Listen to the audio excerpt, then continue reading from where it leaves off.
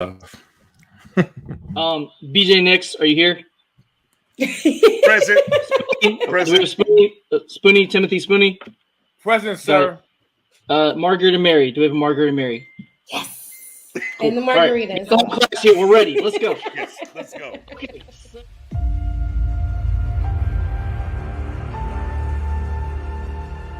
the time to line up behind your team, to support your team, have faith in that team.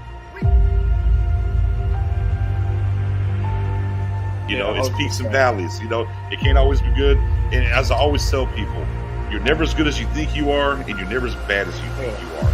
But when you do know about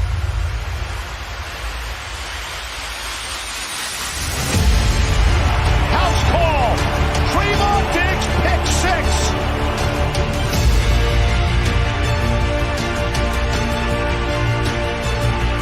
It's coming. They see it. Knocked away. Oh, Gregory. Hurts in trouble. 3 Cowboys wrap him up, make it 4.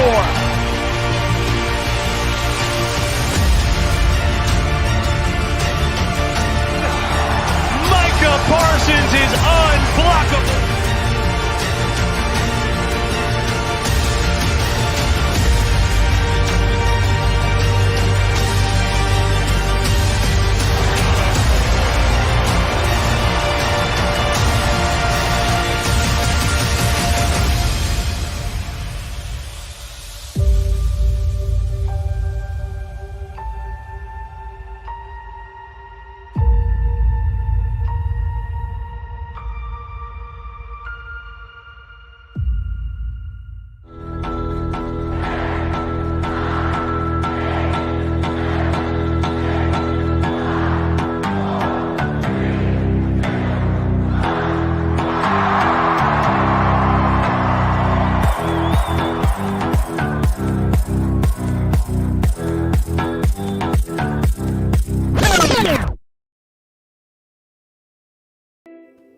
Ladies and gentlemen, you are now tuned into the Freestyle Friday show with the Pick Six Sports Media Group. All the different words, Camber, Spoonie, that we have tied to it. We'll clean it up sooner or later. With that being said, man, welcome to episode 7 on Freestyle Friday. Hope everybody's doing fantastic this Friday. For those who are over there on the space, y'all know what it was, man. Appreciate y'all coming through, rocking with us, and coming on this side. Man, even better. We got a great lineup. You already see, man, our guy Shane Carter's in the building, A to Z Sports. Shane, how we doing this Friday, brother? What's up, y'all? How we doing? Man, day 3 of camp, right? Some meat on the bone, if you will, that we get to talk about tonight. I'm excited. Hey, for anyone who's a content creator, especially in the sports realm, just like that gap between the draft and actual training camp is picking at straws, and it's straws that are like really microscopic to find. You got to kind of just like, make it up as it goes almost. But now that we actually have actual football, now it's a lot more refreshing, a lot more breathing room, and it's also a lot more fun because now we can leave 2022 behind us officially. Right, that part. Camber, you were basically getting your NASCAR on, getting into the space, and now here you are, lovely as ever, here on the couch, ready to get after it. How's your Friday going? Friday's been fantastic. Got to do a little happy hour with some of my friends before I came here, but we're feeling good. We have our adult beverages. Oh, there it is. And training camp, guys. Training camp. Or not training, Let's go. Exciting, man. Yeah, obviously, as we said before, we got Shane Carter in the building from A to Z Sports. If y'all haven't followed him yet, y'all see it, man. Go over to Twitter, make sure you give my guy a follow for sure. There it is, A to Z Sports as well. My guy Mauricio wishes he could be here, but he ain't feeling well, so I'm gonna do enough talking for both of us. Oh, see, I like it. Look at there. See, when next man up, right? That's what it's about in football. With your team, is next man up. He had to take a rain check, not feeling well. Mr. Rodriguez supposed to be here with us tonight. We talked about, but things happen. It's what it is. But Shane's right here. I'm picking it up. I'm talking for everybody. I love it. Good stuff. Spoonie, we saw your bottle a little bit earlier. You want to show the show the people what Spoonie's going to be partaking in here on the Freestyle Friday? Almost at a happy hour. Ciroc beverage tastes so good, just like Cowboys camp today. Oh, boy. Hey, Ciroc, baby. Come over and holler at us. Y'all saw when you just did that, man. Let's go and get that going. Professor O, you had the dilemma today in a little football practice, little footy football. One of your sons over here, is he wide receiver? Is he linebacker? What's he out here doing, man? Yeah, so my soon-to-be 7-year-old, he'll be 7 next weekend, so excited for that. He is moving into second grade football now, and his favorite Cowboys player of all time is Bob Hayes. So he told me when we went to the Cowboys Youth Academy back in June, he said, would it be okay if I don't wear number 24 this year, if I be number 22 for Bob Hayes? I'm like, absolutely, yeah. So he's number 22, and he told me today, I think I want to be a wide receiver like Bob Hayes, and I want to be the middle linebacker because I like hitting people. I was like, all right, let's go. So he had a good practice. He laid some nice hits out there. Yeah, I'm a proud dad. It was a good practice. So yeah. Well, I mean, not to mention, I mean, do you want to? Are you over the pain of what happened with Elden Ring, or? Oh my gosh. Oh, okay. So for those that don't know, Elden Ring is this ridiculously long game. There's like 100+ hours of content you can do. And my son is like a video game guru. He's really, really good at video games. And I don't mind because he's super active and does sports and he's outside, a lot. So I don't mind him playing video games here and there. Got to the final boss of the game. I went upstairs to take a shower.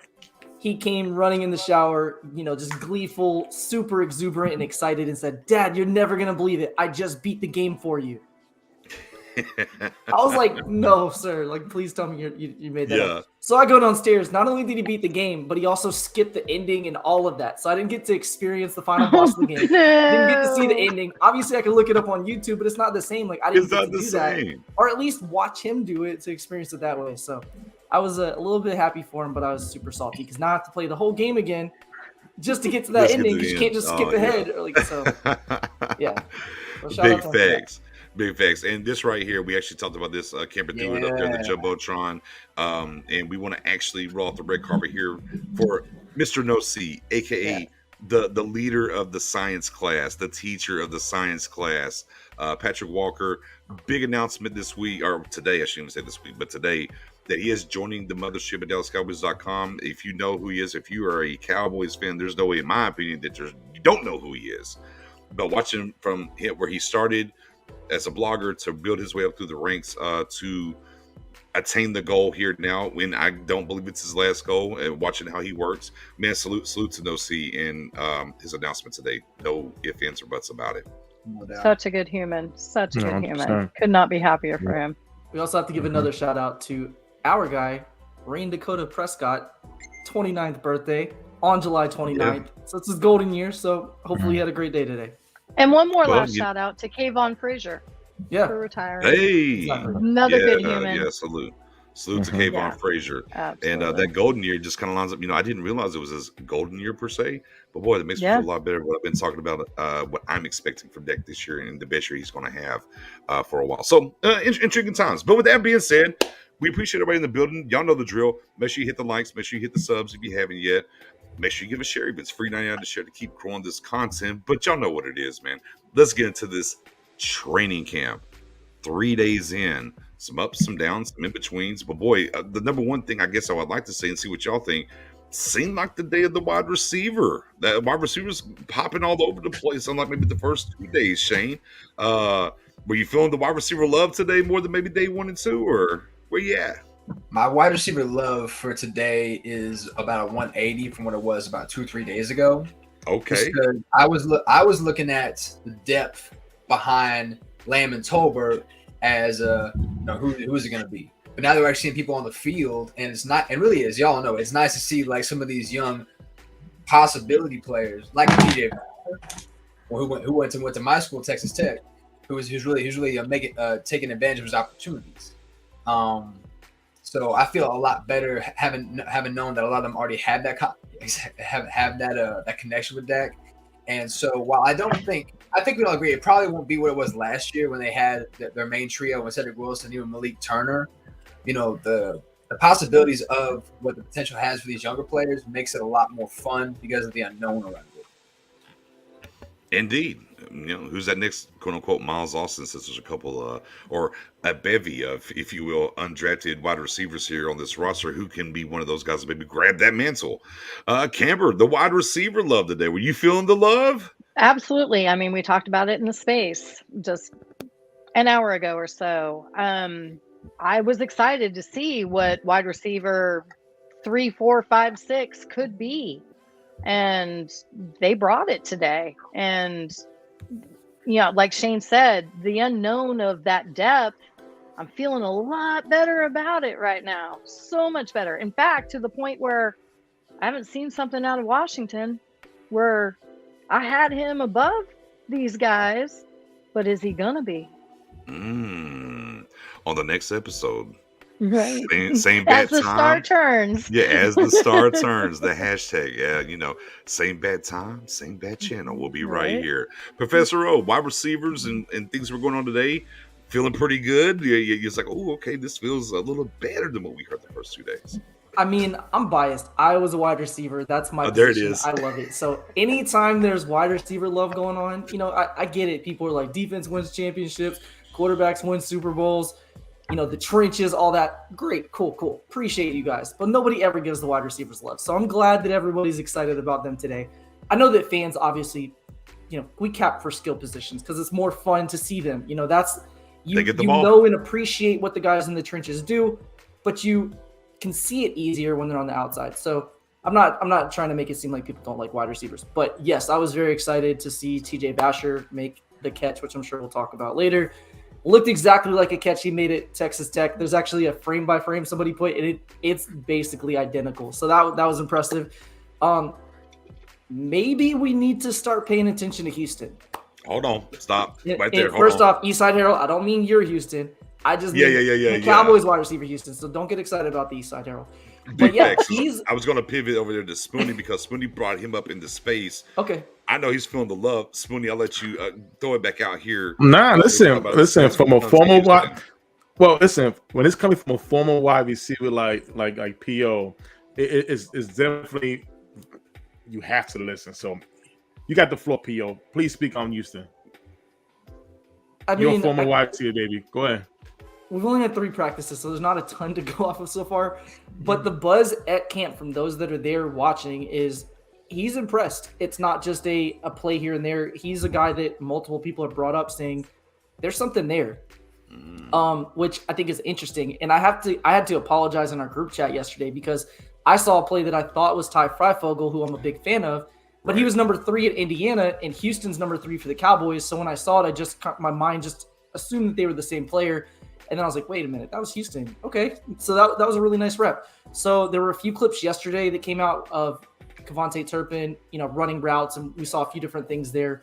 And I noticed number 3's routes were clean. And again, after seeing Ty Freifogel in college, I was like, oh, that's definitely him. It was actually Houston. So he looks sharp in the route running drills that I saw. And I noticed he was actually playing outside. It looked like he was at the X spot with the number 1s. It was kind of a mixed group, but he was out there with the number 1s taking some reps at day 2 at training camp.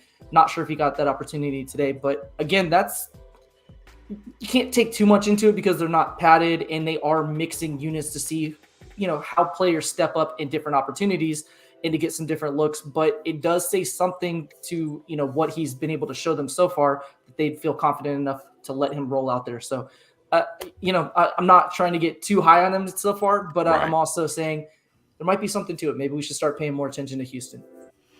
Right. And again, not talking about the Texans. Yeah. Not the Texans. No, not at all. I mean, state of Texas here on the ground, but y'all see the star. Y'all know there's only one team in Texas. It's Cowboys. Redheaded stepbrothers down there. Yeah, little bro and them down there in Houston. That's all it is. Shane, Houston, what do you like so far? What you heard? I mean, what do you think about we're not talking about potential, but just in general, so far 3 days in?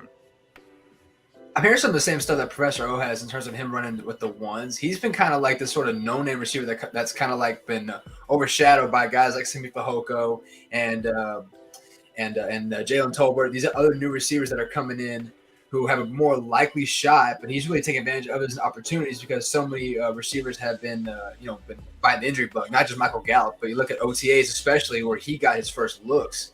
He was running with the 1s a lot with Fehoko and Basher. And so I think Professor Owen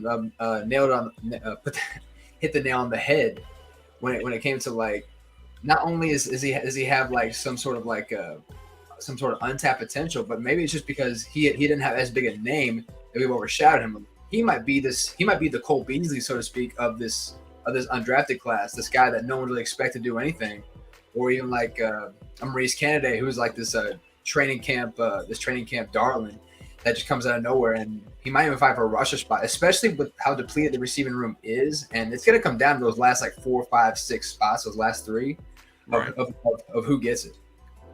Yeah, facts. Anything that's a positive early into camp, and be clear, we understand no pads that came on. The pads come on, we're going to see some different things and see what happens. But currently, just progress that you want to see what's happening. Even with Tober from day one came in pretty well, and we kind of saw him stack days on top of each other and not come back down to earth. For me, though, as we're talking about the wide receiver position in love, my guy from the USFL, Spoonie, I'm just saying, hashtag special teams matter. If y'all follow me, y'all know I've pounded the table for a while. I'm tired of us just drafting a wide receiver who's never returned punts and say, hey, guess what? You're returning punts now. It just hasn't worked well. They got a guy that can do that. Elite punt returner size and 5'7" and 155 pounds. That's elite, guys. I don't care what y'all can't tell me different. It's elite punt returner size, period. Mm-hmm. And then backdoor that with the Cowboys so far have been, and look, we've been down this road before.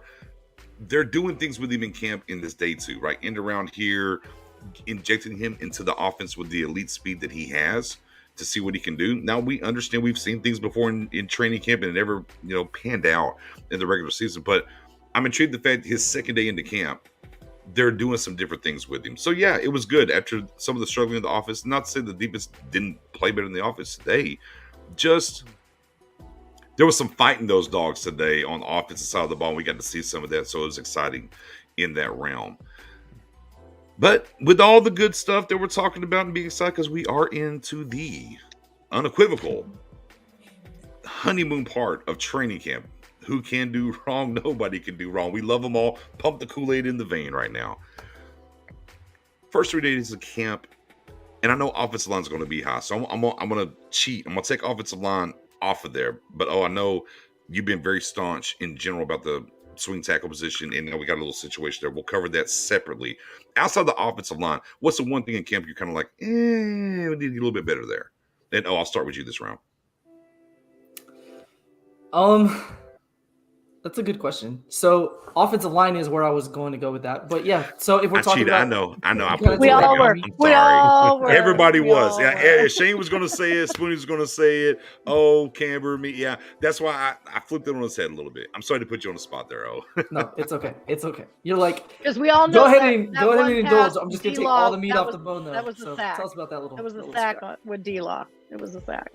Yeah. Fair. So the offensive line obviously is the easy thing to pick right now.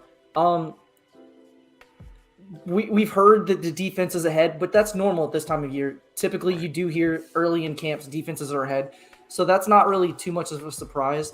If I was pointing out anything, and again, this is admittedly nitpicking, I'm a little bit disappointed in Kelvin Joseph so far, and not just because of the catch, because this is year 2 of camp. He's had a second offseason now to, get his NFL body right. And I'm not saying he didn't work hard in the offseason, but the conversation amongst Cowboys fans is this is the camp he should start competing and start being that guy that you see potentially take cornerback 2 or take cornerback 3 on the roster. And again, it's very early in camp, so we have to kind of measure ourselves there. But I haven't seen him do anything at all. So I know that there was a 3-play series where he was targeted.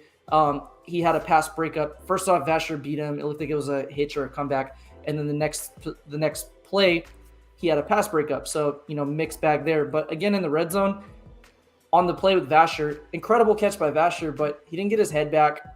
He whiffed on the press of the line. Really nothing in the sequence went well for him. And sometimes receivers just make great plays. So you could kind of write that one off and just say, it is what it is. If you have a receiver make a phenomenal catch, great, so be it. But I was hoping that we were going to see a little bit more out of him. What is interesting with him is we saw some tweets coming out now that the Cowboys look at him as a dynamic special teams guy. And they specifically mentioned him and CJ Goodwin, which maybe that's the role he's going on. But that's not what I want to hear from my second-round cornerback last year, that he's going to be a dynamic special teams player for us.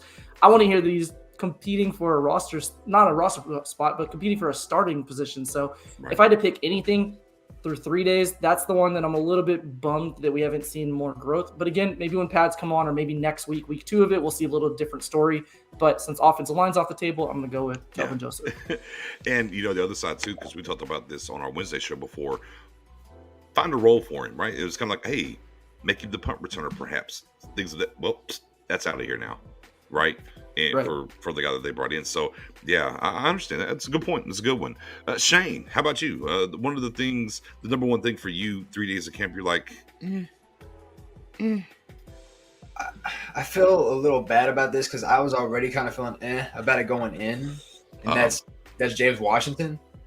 And that's just because, and maybe it's just because I was one of the people who was pulling for them to bring back Cedric Wilson, and that I thought that he was probably one of the more primary players that should have focused on re-signing, because him and Dak had that connection. He was sort of the go-to guy when they needed a play made.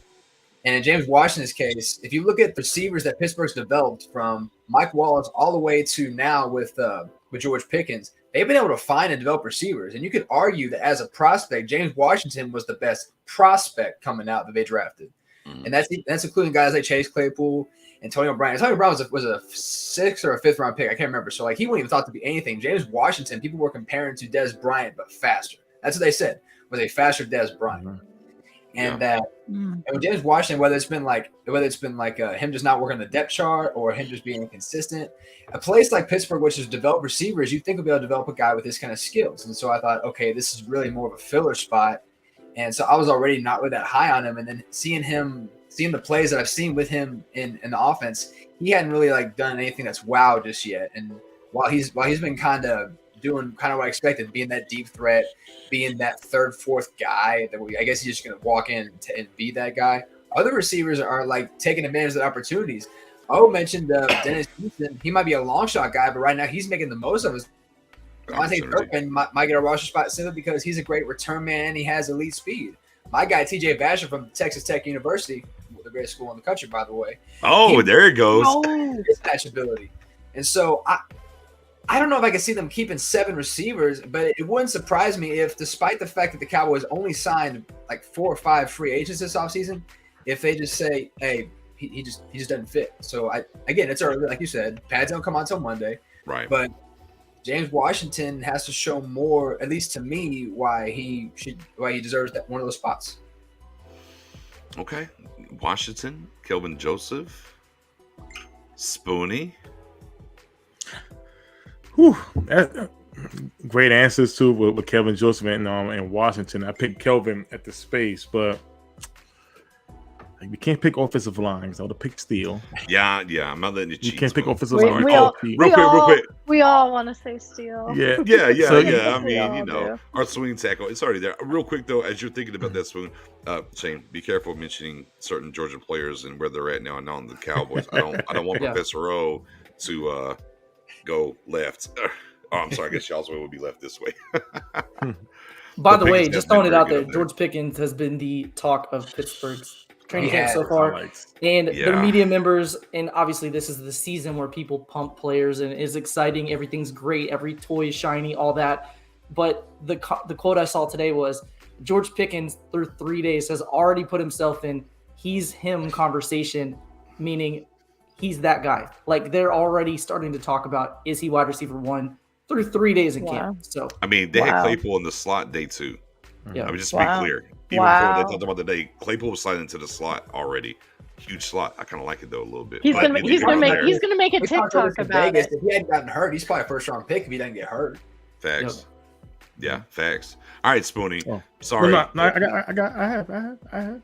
Yeah, I know you do. I'm just sorry. I'm upset. I'm upset that they didn't highlight who's the quarterback that made that pass to Vasher over Kelvin Joseph, and that will agree. We always have said that during preseason we want to see a solid quarterback, and with some of these receivers, that's how we get to recognize who the good receivers are, from the starters. And by Will Greer, that was a nice tap and go what he did to Vasher, and as long as we get consistent quarterback from the backups, you're going to get to recognize the talents of the receivers that we have. And again, like Ms. Canvas said earlier, I'm no longer worried as much. I don't think we need to make a trade. Just keep on with these guys because, hey, we never know. We may have the next Victor Cruz fly out preseason and just shock the world and make this team. And my message to Rockwell, I know this is no sermon, but my message to Washington, I hope when you get home, you listen to Rockwell music, it feels like somebody's watching me because the wide receivers group is watching you, Washington. They want your spot. Simi Fioki, I'm sorry to tell you this, you have a leg up of some of these guys. You still with Dak Prescott towards the at the end of the season, and you're not providing. Y'all being watched. 10-4. Shout out to I got Cole's Cowboy coming through. He got hit with the vid and he punched back out, and here he is. So good to see you again, brother. Glad everything is doing well on your end. And of course, if y'all don't know, if you're on the YouTube side of things, we have the link up there at the top. You can click that link and come over here and jump on and talk with us. So it's right there ready available for anybody wants to come up here with us and chop it up. I'll get to you in a second. Camber, you're up next. The one thing in Cam, not counting the offensive line, that you don't like. Okay, and I took this after talking with my dear friend Brian Broaddus, and the chat can get ready to blow me up. Oh yeah, hold on. I'm ready. I know where she's going here. Let me give it that solo. Oh no, I'm gonna take the heat. One birthday boy, Rain Dakota Prescott, needs to make better on-field decisions. They had Simi coming across the flat. Everyone was covered. Everyone's covered. J-Ron had Simi completely blanketed. And instead of making that decision to throw the ball away, he pushed the issue.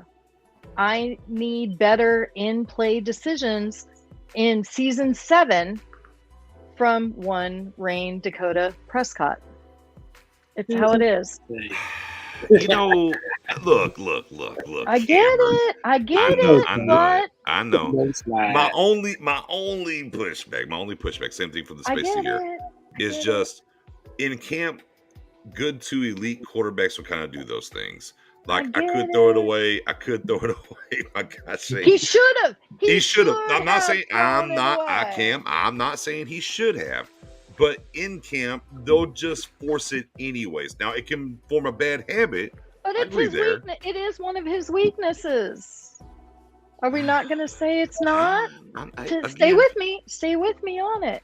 And I apologize to all you Dak riders. I get it. I love QB1. I love him with all my heart. But I need this part of his play to be better. Okay. Well, from Camber's lips to God's ears, accountability matters. Shane, you're all over. You hear that? How's it make you feel? I was ducking in case someone was trying to throw something, but I don't think she's far off, especially given the state of the offensive line, which we'll talk about later on. He's going to have to make those decisions because he's going to face that kind of pressure. Last year, he was number 1 facing the blitz, and they stopped blitzing him. And now this year, because the offensive line is going to be, we'll see.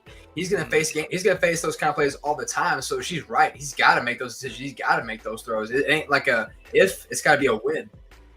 Professor, are you buying here? Slim Pickens in the building saying, making my boy Simi look bad out there. Is that what it is? No, it's not that. No. Oh. See, it's not that. It's those things like you only have so much time at practice because of the new CBA. You don't have a ton of reps. They don't have a ton of padded practices. Things have kind of changed, from what they used to have, where they're 2-a-days every day at camp. It's just not the same. So, and we lost some, right? We lost some because we let him hit. We lost some, yeah.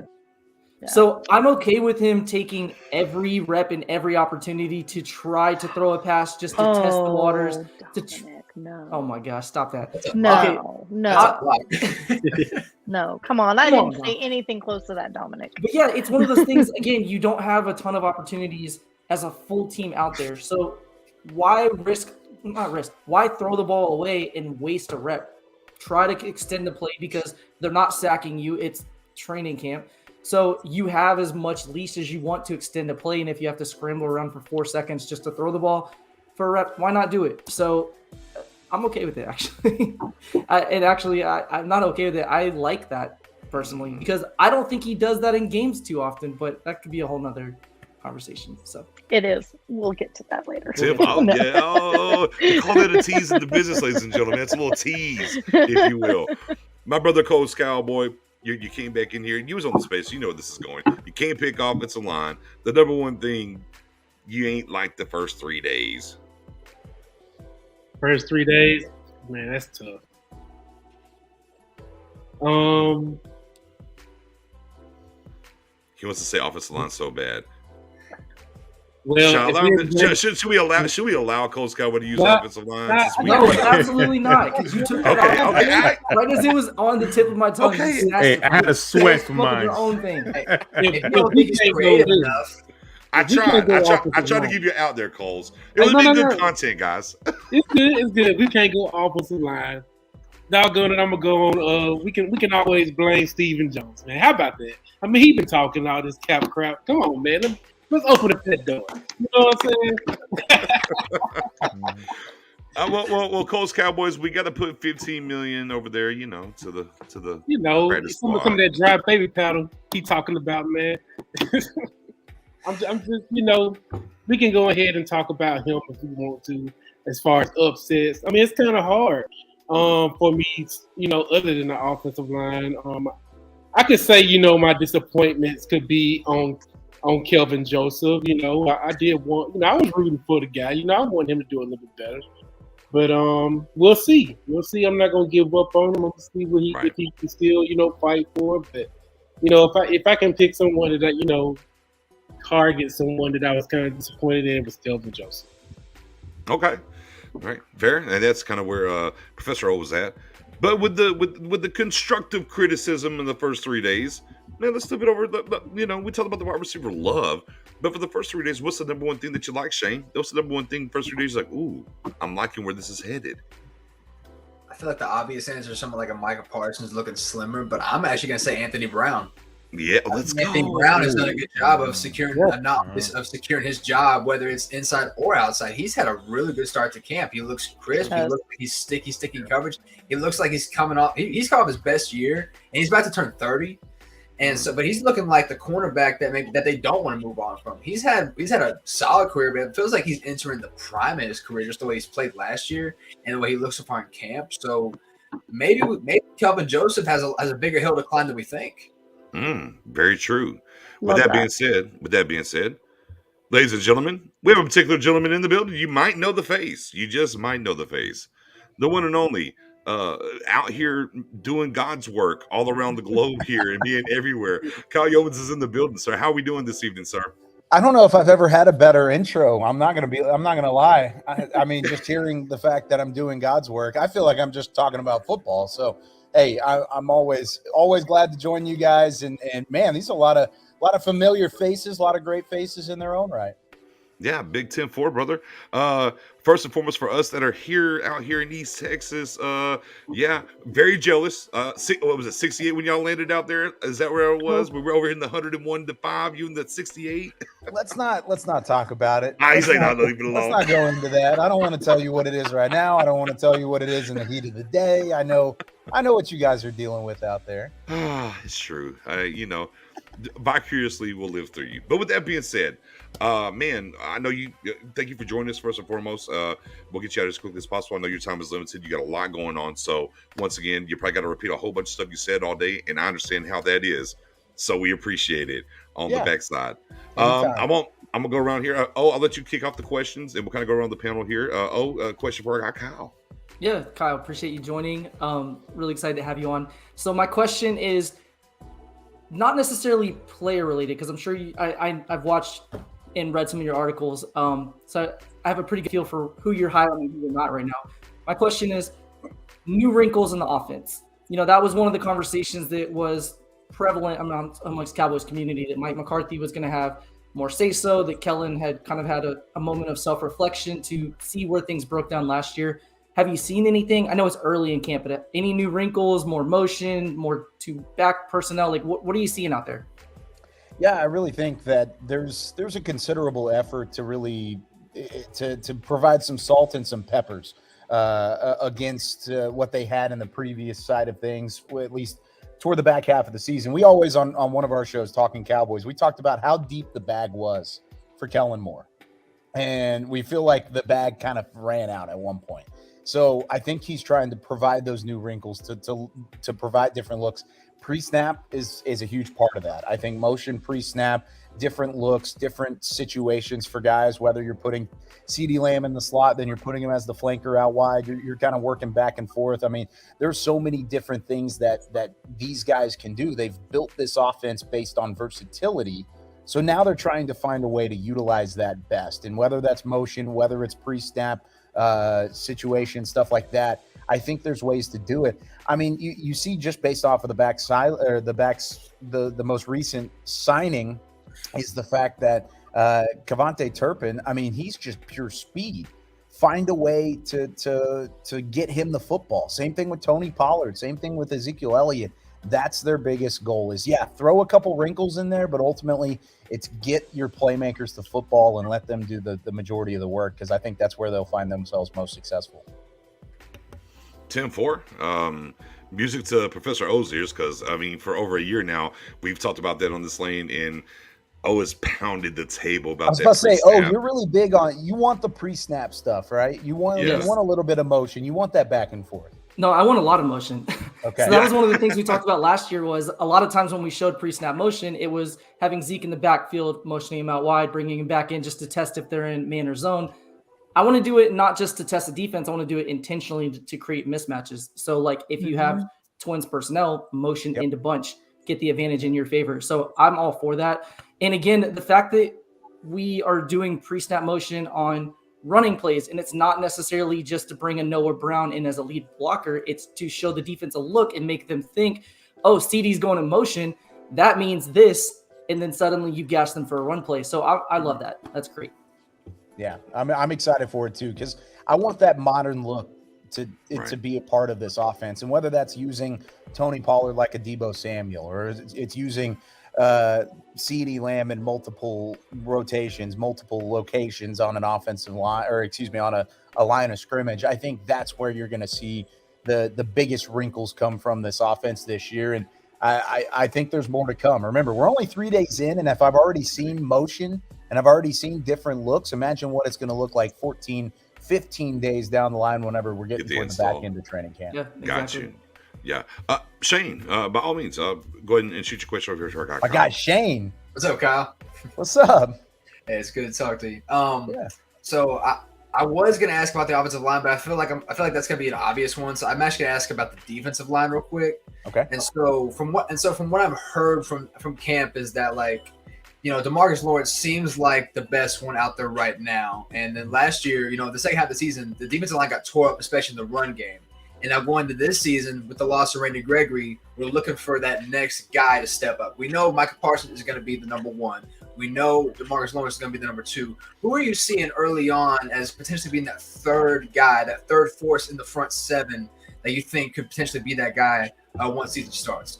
Yeah, I was about to ask and say the same thing. Like, was Michael Parsons a part of that category? Because if you weren't going to talk about Michael Parsons there, I was going to at least throw him in there as a potential. I really like, and it's super early. Let me go ahead and preface that, because there's no pads on. It's really tough to look at the trenches. Next week, and I said this on another show earlier this week, but I'm not taking my eyes off the trenches next week. I want to see the offensive line. I want to see these defensive linemen. I want to see, especially the interior, how much they've improved. And that's where I'm going to go with Chauncey Golston. I really like the way that he's turning things on this offseason. He's not slimmed down. He's actually bulked up. Like, he's bigger than he was last year. He walked by me the other day, and I've had conversations with him in the locker room and stuff. But we were on the field, I think it was yesterday, and he walked right by me as practice was coming to an end. I remember looking up and be like, my goodness, like, he's massive. Like, he has grown to put on weight. He's found a way to really embrace being an inside and an outside guy. I think we're going to see him as a 3 technique. I think we're going to see him as a 5 technique. We may even see him on the edge, because that's what he played at Iowa. That's what he played whenever he was an all Big Ten defensive lineman. I think he's going to bring that to the table, but I think he's also going to bring a little interior presence as well, which is already a crowded room, and I think things will get really interesting. I love And to hear that. I was going to say, because speaking about him, I mean, McCarthy said that last year. He was like one of the best defensive, the young players. He's like, I haven't got to see him yet because he's hurt. So I think that kind of just walks through the door what McCarthy, what they saw last year in him and how he's coming through. Quick question from the chat. Kyle, this is, if we can ask you, who is the best dressed for training camp so far? Oh, I think it's going to have to be my guy, Rob Phillips. I think he's the best dressed by far. He's downstairs from me right now in the loft, and he just laughed. I don't know if y'all could hear that on the laptop. He started to chuckle. So are we talking players? I need context here. Are we talking players? I tell you what, give us me. You picked the media. Yeah, you did pick the media. You gave it to Phillips. Give us the player. Give us the player as well there. Oh, man. Dude, the best shirt I've seen in a long time, and he made the best catch today. But TJ Vasher had a shirt right as they were getting on the plane coming to Oxnard, and it had Terrell Owens with the popcorn. It was like a cartoon version of Terrell Owens with the popcorn in his face. I thought that was the coolest shirt.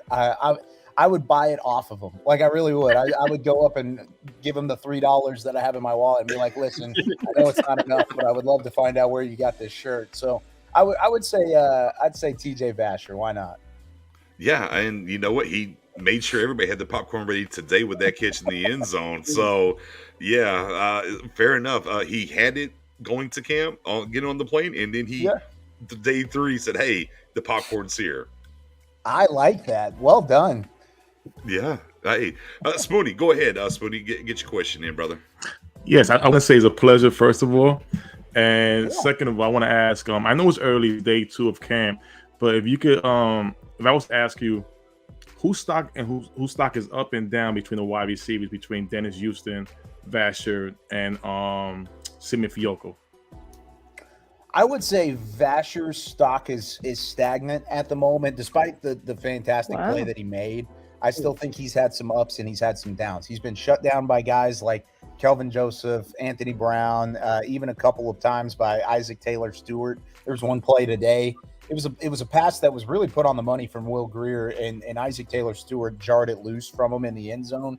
That play kind of stuck out, but then he turned around and he made the fantastic grab that he did when Kelvin Joseph actually was playing decent defense on top of him, was able to go over the top. So I would say stagnant for Vasher, stock up for that's tough between those two guys. I'd say stock up for Simi Fehoko and probably stock down for Dennis Houston. But even then, like, if it's down for Dennis, I would even put him on an even plane too. It's really kind of same thing with Vasher. He's had his ups, he's had his downs. I've really liked what I've seen from Simi Fehoko. I need to see a little bit more in the team periods because at least in terms of the quickness and the route running and the ball skills that he's shown either in individual drills and also with the 7-on-7 stuff, I think he's been great.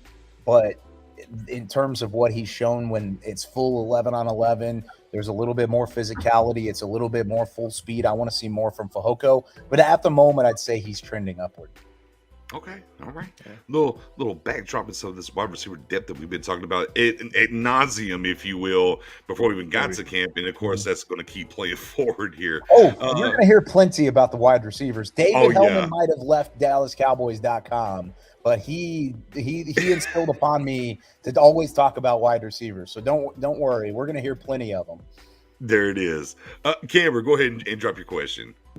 Okay, well, you actually touched on my original question, which I wanted more of a highlight of the interior defensive line, but we kind of heard that. So I'm going to switch gears and go to the other side.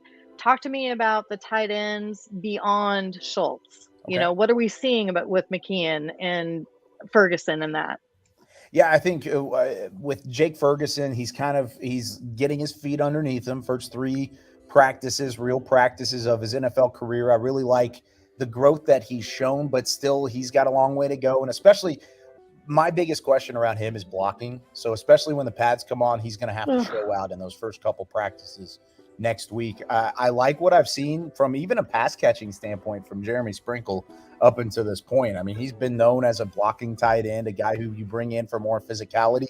Same thing with Sean McCune. I mean, those guys are probably the 2 underneath Dalton Schultz at the top of the depth chart. I would say McCune probably better receiver than Sprinkle at the moment, and he's had a couple of opportunities, especially today in the red zone. I felt like I saw a lot of tight end work today, especially short yardage situations, a couple different opportunities for those guys to get some targets and some pass attempts that maybe they wouldn't have gotten previously. But I would say it's probably, of course, it's Schultz, and then I would say McCune, Sprinkle, Ferguson, Hendershot are probably the guys right there. But I expect Ferguson, especially over these next couple weeks, to really continue to grow and to develop. I think over the preseason too, he's a gamer, and you kind of got that from his time at Wisconsin, and then in the Senior Bowl too. He puts on when the bright lights are on, and I'm excited to see that competitive side of him. Are you feeling okay about their blocking? Because that's like my biggest. Bad, though. It's so hard to tell without. I get. It is hard. It is hard, but from a general standpoint, yeah, I am. I'm a little concerned because that was one of the biggest concerns last year around the tight ends, and especially in the run game, is how well can they set the edge? Can they pick up a block? Can they chip? Can they continue to work it to the help of a tackle, especially a young one like Terrence Steele?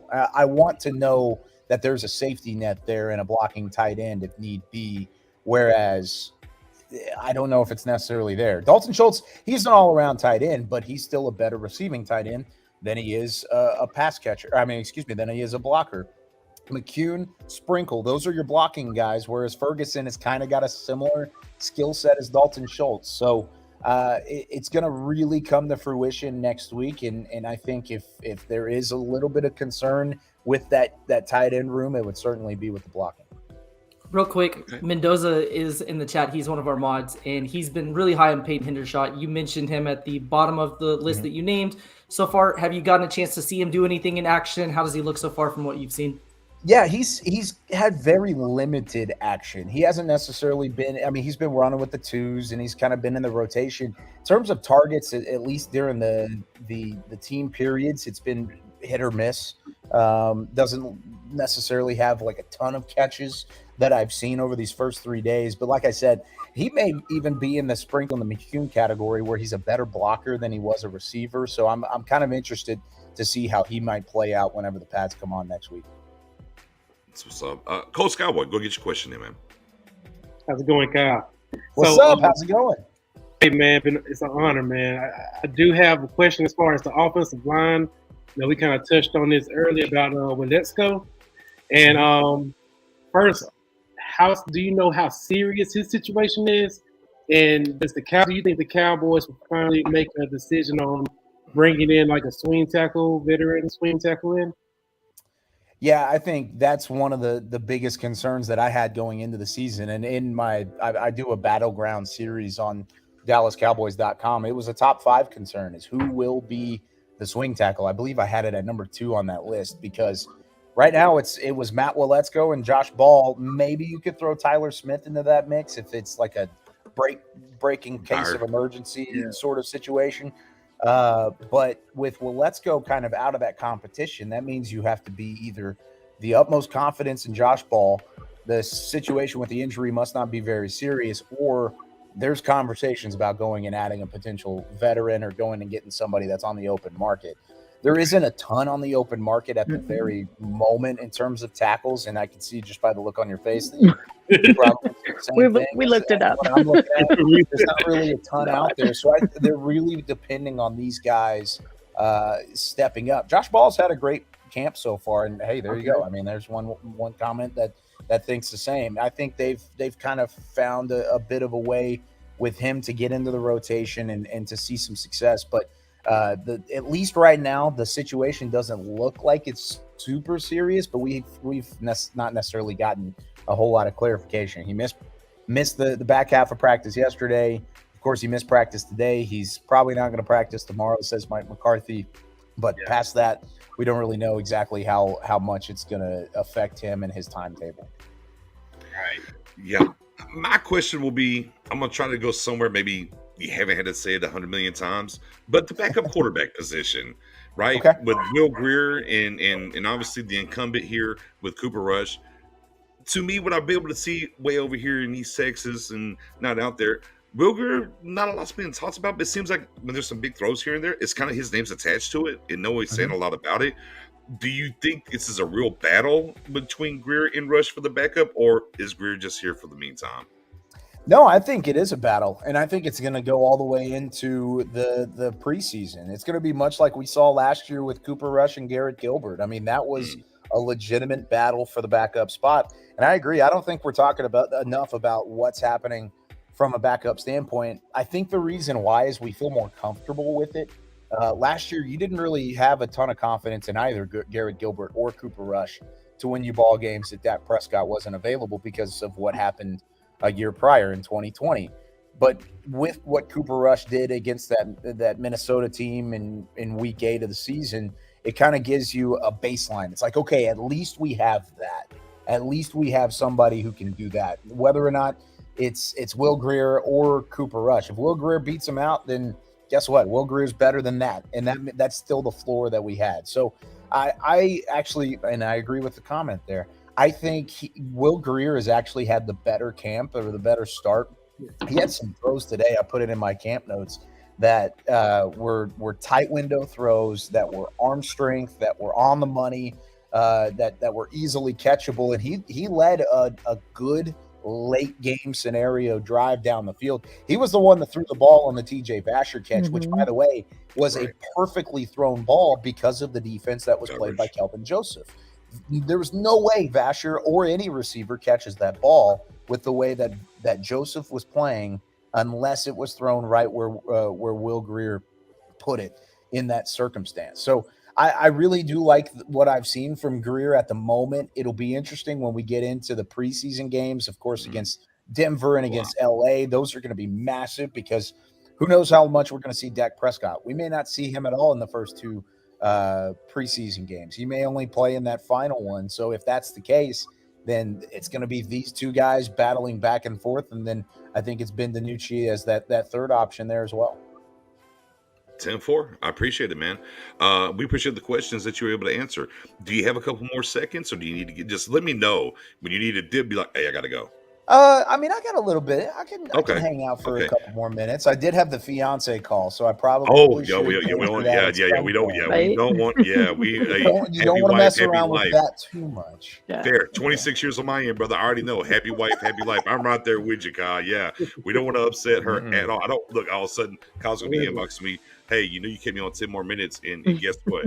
You're getting a call now. I don't want those problems. One of the big questions I'll protect you. I'm not going to blame you. I promise. Yeah, my guy. I appreciate it. One of the big questions we have looking so far, I'm good up here. Robert was the last guy that answered it, or asked it, I should say. The kicker so far, and how our guy Spoonie super high on Texas Tech. With the seal of approval there. How's the kicker looking so far? We haven't really gotten a chance, at least in the media availability of practice, to see the kickers, because usually they go right at the end of practice. It's kind of a big deal. They bring out everybody in front of them, and then they start kind of going back and forth, and we haven't necessarily seen that. We thought that was a thing last year solely because Greg Zuerlein was coming off of a groin surgery and kind of getting into that point, but not necessarily the case this year. I guess it might just be the way that practice is situated. But I mean, for those of you who don't know, it's Jonathan Garibay, like you said, Texas Tech kicker, undrafted free agent, big time leg. From what we saw in mini camp and into OTAs, he's got a boot. He absolutely does. And I think it's got the NFL distance. Does it have the accuracy? I think that's the biggest question mark at the moment. And then for Liram Hajrullahu, the other competitor at the moment, I think he's a veteran who he hadn't been around for a ton of time, but he's been back and forth between Dallas. He was on the practice squad last year. He did his job last year in the regular season. He made the extra points with New Orleans. Exactly. He came in when you needed him. He did the job you needed to. He did the same thing in Carolina. Went back and forth between the Panthers practice squad, then to Dallas, and then he went back and forth.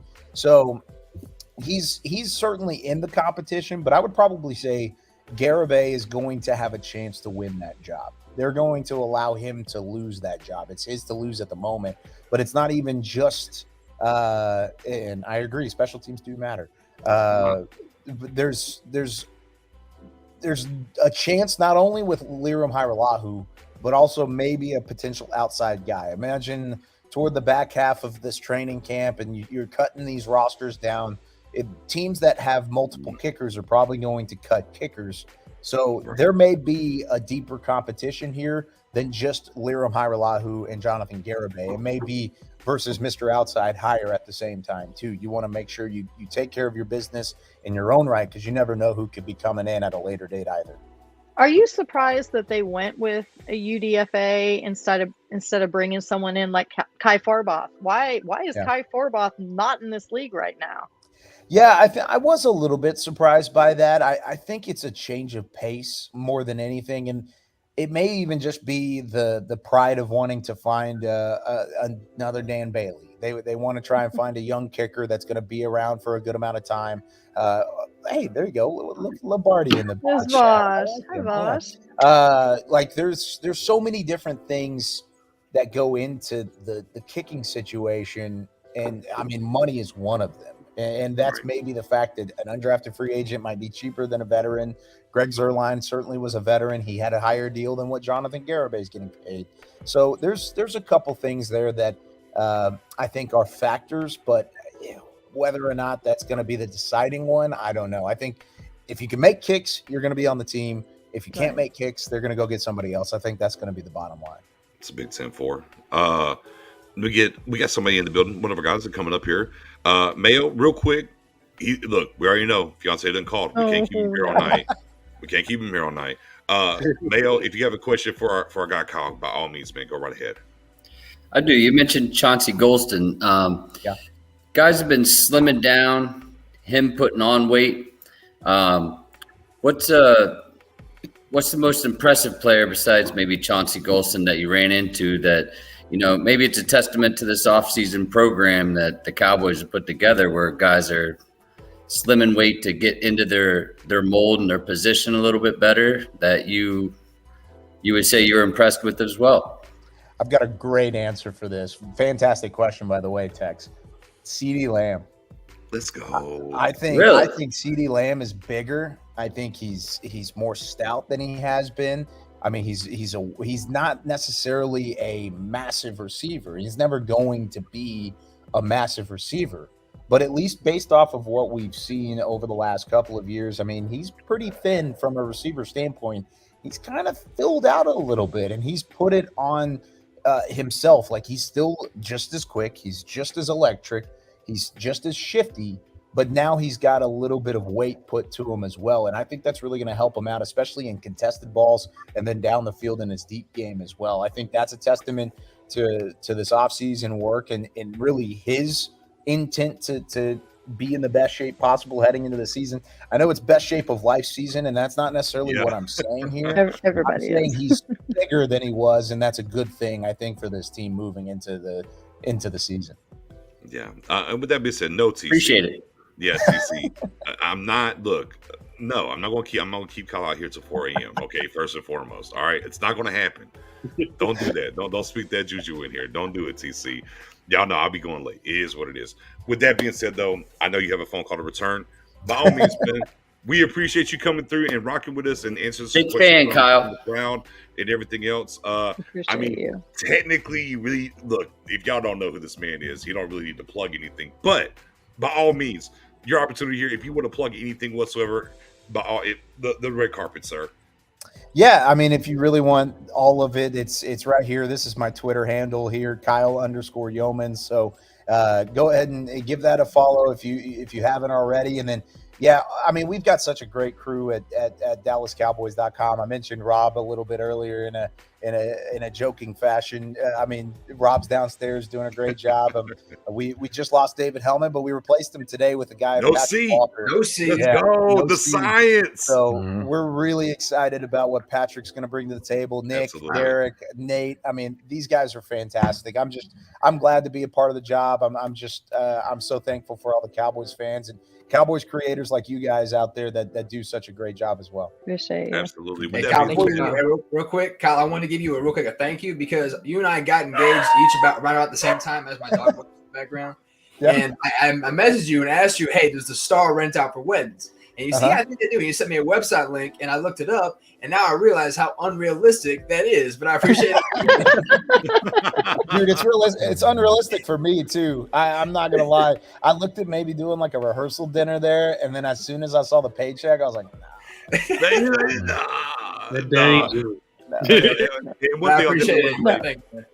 real quick for the chat, everybody in the building, man, light up the comment section right now. Light up the comment section right now for our guy Kyle coming through and rocking with us on this Freestyle Friday.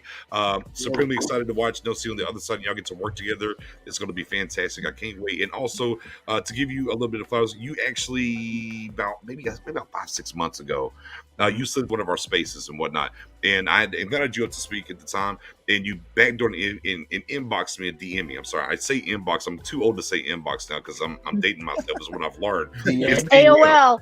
Yeah. It's DM now. Okay, it's DM now. And you DM me, say, hey man, I'd love to come out. Appreciate everything and what y'all are talking about, man. Hit me up anytime, and we come around full circle. As our guy reached out to you, came through. Brother, you appreciate it. He is as real on the screen as he is behind the scenes. I do mean that. And when I say out here doing God's work, I mean it. The football God's work, indeed, he is doing. Thank you so much, sir. And you're officially part of the Pick Six family. So, we'll give it a little while. You go and come back through and kick it with us again. hey, sounds great to me. Let me know anytime, guys. Big fix, Kyle. Keep doing it. Appreciate you. Have a good night, sir. Tell wifey we're sorry. Tell wifey we're sorry. Okay, sounds good. See y'all later. Peace. All right, ladies and gentlemen, Kyle Yeomans, apparently, because that was amazing. So fun time. Appreciate the questions that were coming in here. Ted's got here to ask a question. Aisha's in the building. What's going on, Aisha? How we doing? Of course, this is the Freestyle Friday show. We're just 1 hour in.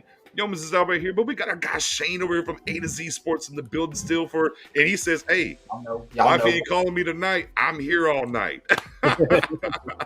It is what it is. So the link on the YouTube side is up there. You can hit it. You can come up here just like our guy Cole, just like our guy Tex. We're here to rock out with y'all for an hour and keep talking about this first 3 days of training camp. And it's really weird as we're doing this, right? And we're talking about camp is you're trying to pace yourself here a little bit, right? Because no pads have came on, right? And you're like, okay, pace, but you want to be excited, and whatnot. It's like, hey, easy. But man, it's hard not to get excited right now just because we got football back in this. But we do know the pads come on, man. We're really gonna happen about it. Yeah. Well, Bruce, you asked how they're working on their routes. So let's be clear. We keep it growing sexy on this side. If y'all want to show in the comments, I ain't got to throw them up here. But when we have somebody coming through the building and you want to ask some questions, I mean, ask a real question. And it might happen because we did that in the chat and we did people coming up here. So appreciate you, Bruce. But on the same token, man, you got to ask a real question. I can't do that. I'll spin the block here. I'm going to mute myself. Y'all go ahead, man. Cam. Moving forward, Ridgeway was asked about in there. We talked about that last night. One tech. We're not getting a lot of one tech work yet, Shane. We're not hearing anything about the one tech per se, unless you have. I haven't. No, not really. Everything we hear about is 3 techniques, whether it's Osa, whether it's Chauncey, whether it's Neville Gallimore. I like to see Neville Gallimore play a little one tech because I like to see my best combination defensive line out there. I think in a perfect world, Osa and Gallimore will be your predominant defensive tackles with a healthy rotation in and out of there. Because I don't know where Quentin Bohanna is in his development, and I don't know where Ridgeway is as a rookie. And just sorry, I'm reading Aisha's comment. But I mean, yeah, and then you got someone like Carlos Watkins who comes off his best season also. I'd say he probably wasn't like a B plus type one tech last year. And part of that was because when he was in with the Texans, they were in a 3-4 system. He was primarily a 5 technique, and that would put him really out of position. He comes here to Dallas. He plays primarily inside, rotates as a 1 and a 3 tech. He plays a lot more natural to him.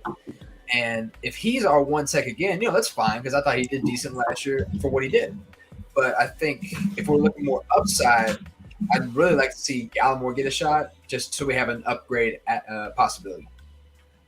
10-4.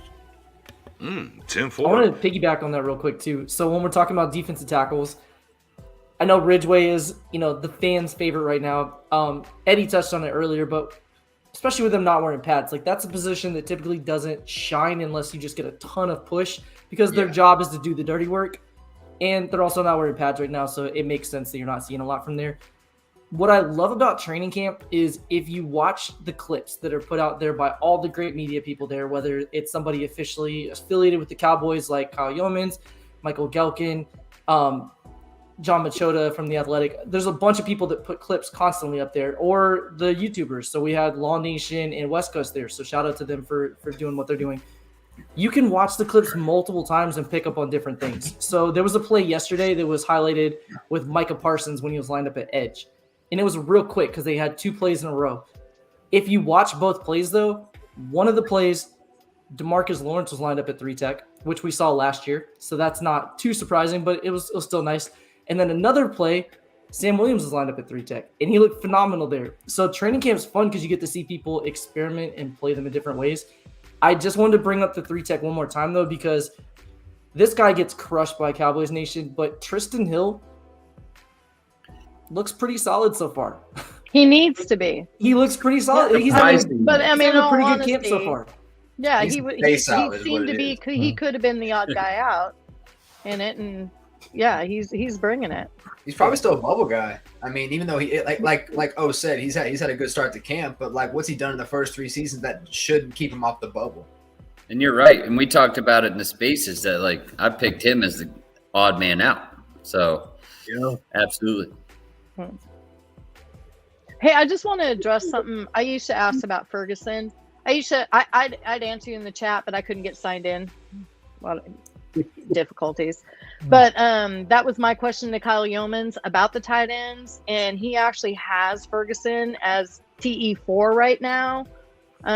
He didn't talk about his movement very much, but he was talking about, as far as, who it is, and he had, Schultz clearly was one. He had Sprinkle, McKeon, and then Ferguson at 4. And to go on to that, yes, blocking is still an issue, which is my biggest pet peeve. So I get and he kind of I was just he also said he was getting his feet, kind of right. Here. Yeah. Go ahead, Shane. Would you say though? Go ahead, Shane. Well, I was just gonna say that if you looked at Ferguson's tape from college in Wisconsin, like his blocking skills was really more about blocking edge rushers. He was never an inline blocker, but unfortunately, in the NFL, he's gonna face a lot more bigger guys on the edge that are the size of a college 3 technique. And so I think if he's able to equate those skills to the league, it'd probably take him a year, probably more than likely. But he has the skills at the very least to set the edge as a blocker. It's just he's not going to do any inline blocking. He's not going to be like that H-back guy rookie year. That ain't going to be him. And if he is the 4th tight end, then that's good news because that means Jeremy Sprinkle has actually become a viable option. Right. I thought Sprinkle was an interesting guy brought up too, especially that he said right now he might be slightly above Sean McEwen because the 2 names that most fans are throwing out there are it's Ferguson or Sean McEwen as tight end 2. But early on, he said Sprinkle looks pretty good as a receiver when he's known as just being a blocker. So I thought that was interesting. Yeah. Good question, Cam, by the way. That's why I like you. Good question. Thank you. My question got thrown over, so I had to think really quick. Yeah. It's like, damn, he hit my stuff. I got to go next. That part. And also, Spoonie with a great question. For those that might have missed some of the barbership decision, get some perspective. Somebody who's been there the entire time. It was some great insight there for Kyle. So for those that maybe came in here a little bit late, get a chance to run it back. Some great questions and answers from Kyle and give us a little bird's eye view. But how do y'all, because it is Freestyle Friday, Cole and my guy, how you how you temperamenting the Kool-Aid session here of things that are happening in camp that you're getting excited about? What's keeping you grounded so far?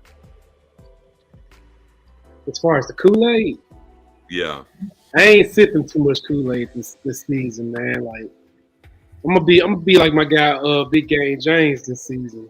He taking the high route. I'm gonna sit back and see how things gonna be.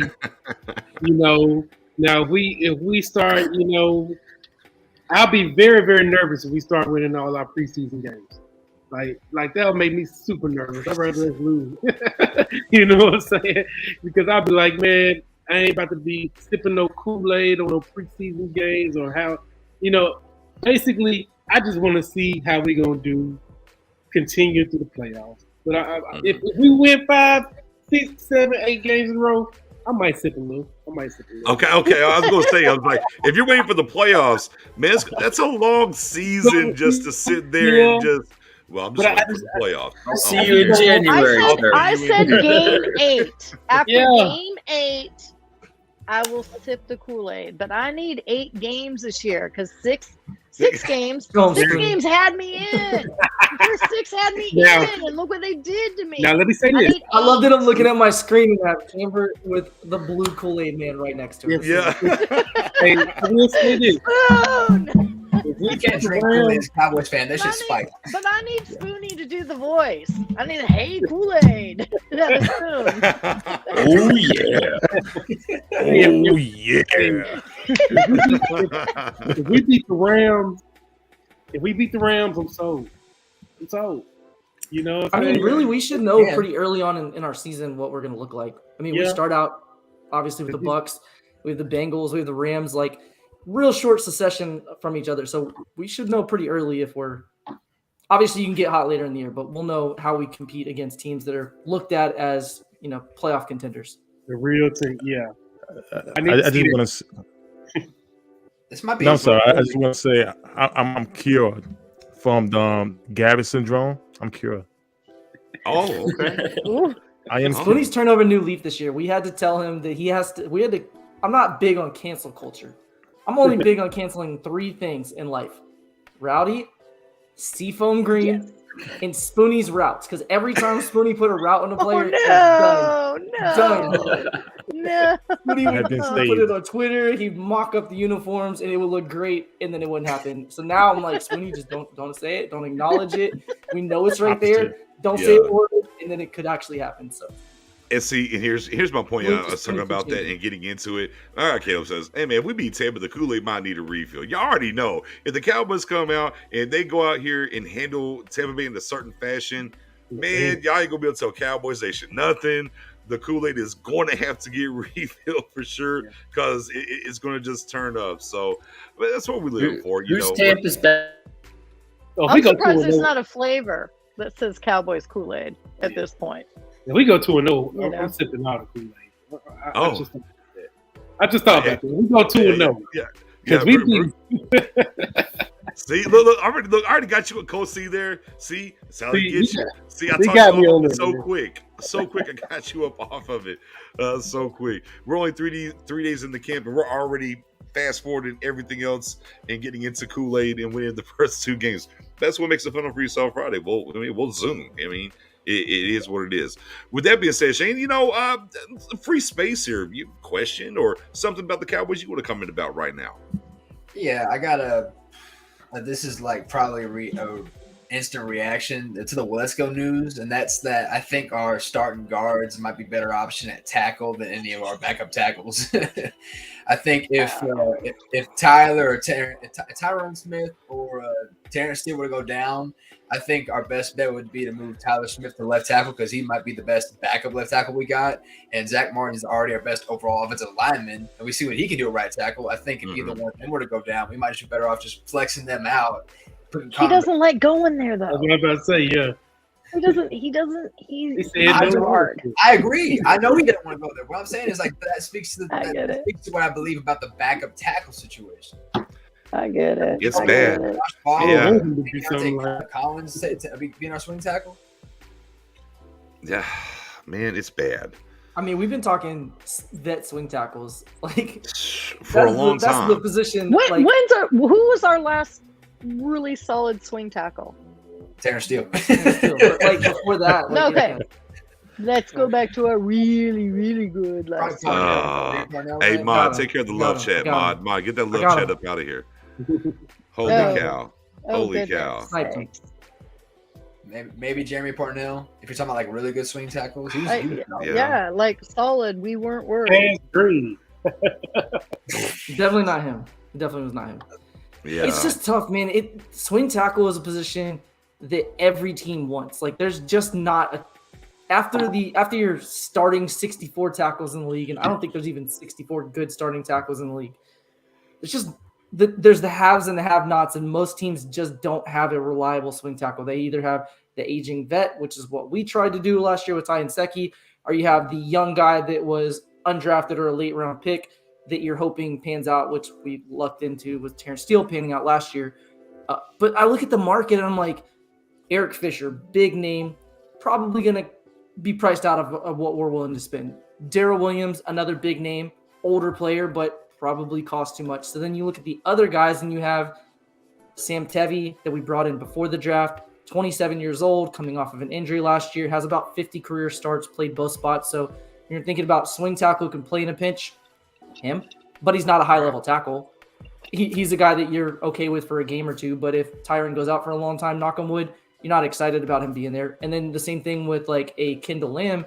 Kendall Lamb, I think, is 28 or 29 years old and has like 30 career starts. He's been on like 5 or 6 teams.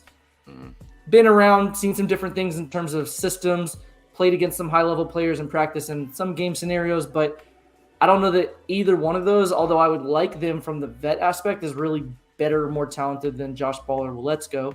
So when the Cowboys say we want to see the young guys rise up, I understand, but looking at the market, I'm like, surely there's somebody out there we could bring in at least to compete. If they don't make the team, so what? So be it.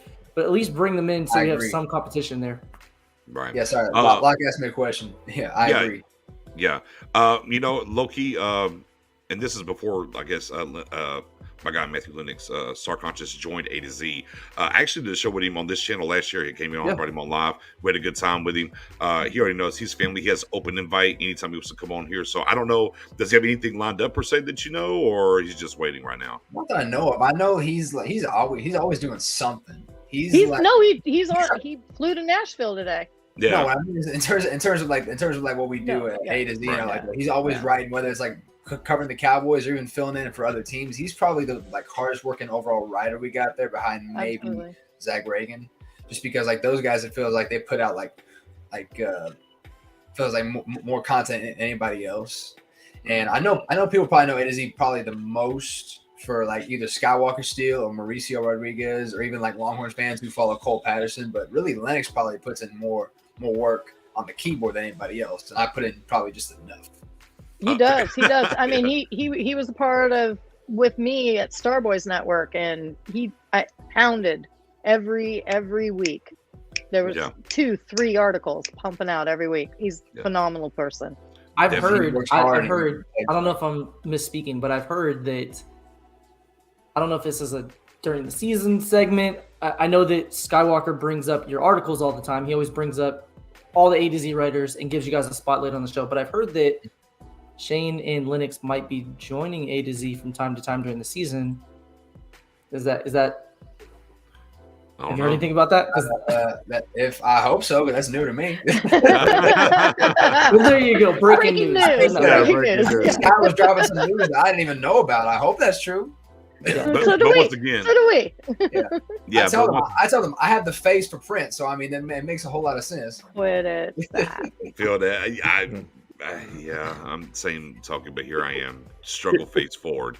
But Lennox has the open invite anytime to come back here. He knows that we chat all the time, and of course, if you're into the Facebook thing over there on us in our Facebook group, Star Gang, man, he posts his articles, and I see him all the time because I know he's great. I ain't gotta go to A to Z. He hit me up, and I'm like, oh yeah, I got you in the group, and you can catch his articles there, or you go to A2Z.com and catch Shane and his articles over there too. And there's all the great content over there. I know we all here frequent it plenty. With that being said, we'll kind of flip around over here, Spoonie, because you brought up, I want to kind of go back to Wednesday's little sermon and some things you talked about. And moving on from that point, if y'all didn't catch the last 2 shows, Spoonie with some good sermons there at the very end. 3 days in the camp. Are you feeling it? Are the things that you spoke about, are you feeling it? You kind of gave the Cowboys Nation out the gate some, words of encouragement, and then you backdoored, with the, hey, seeing where the team needs to be at. Just where you at on that? Oh yeah, listen. The first thing is I spoke about accountability. We can't just forget what happened last year. You have to remember. You have to admit your mistakes, whatever you did at the game. It's not about pointing fingers, it's about accountability and trying to get better, learn from your mistakes. And that's the one thing this team has started during camp. We hear the veteran guys speak about it. The Cowboys have a mental coach and have the team rally around to speak about that 49ers game, and basically they all got it out. You know, this is why we see the intensity, because they're hungry. I was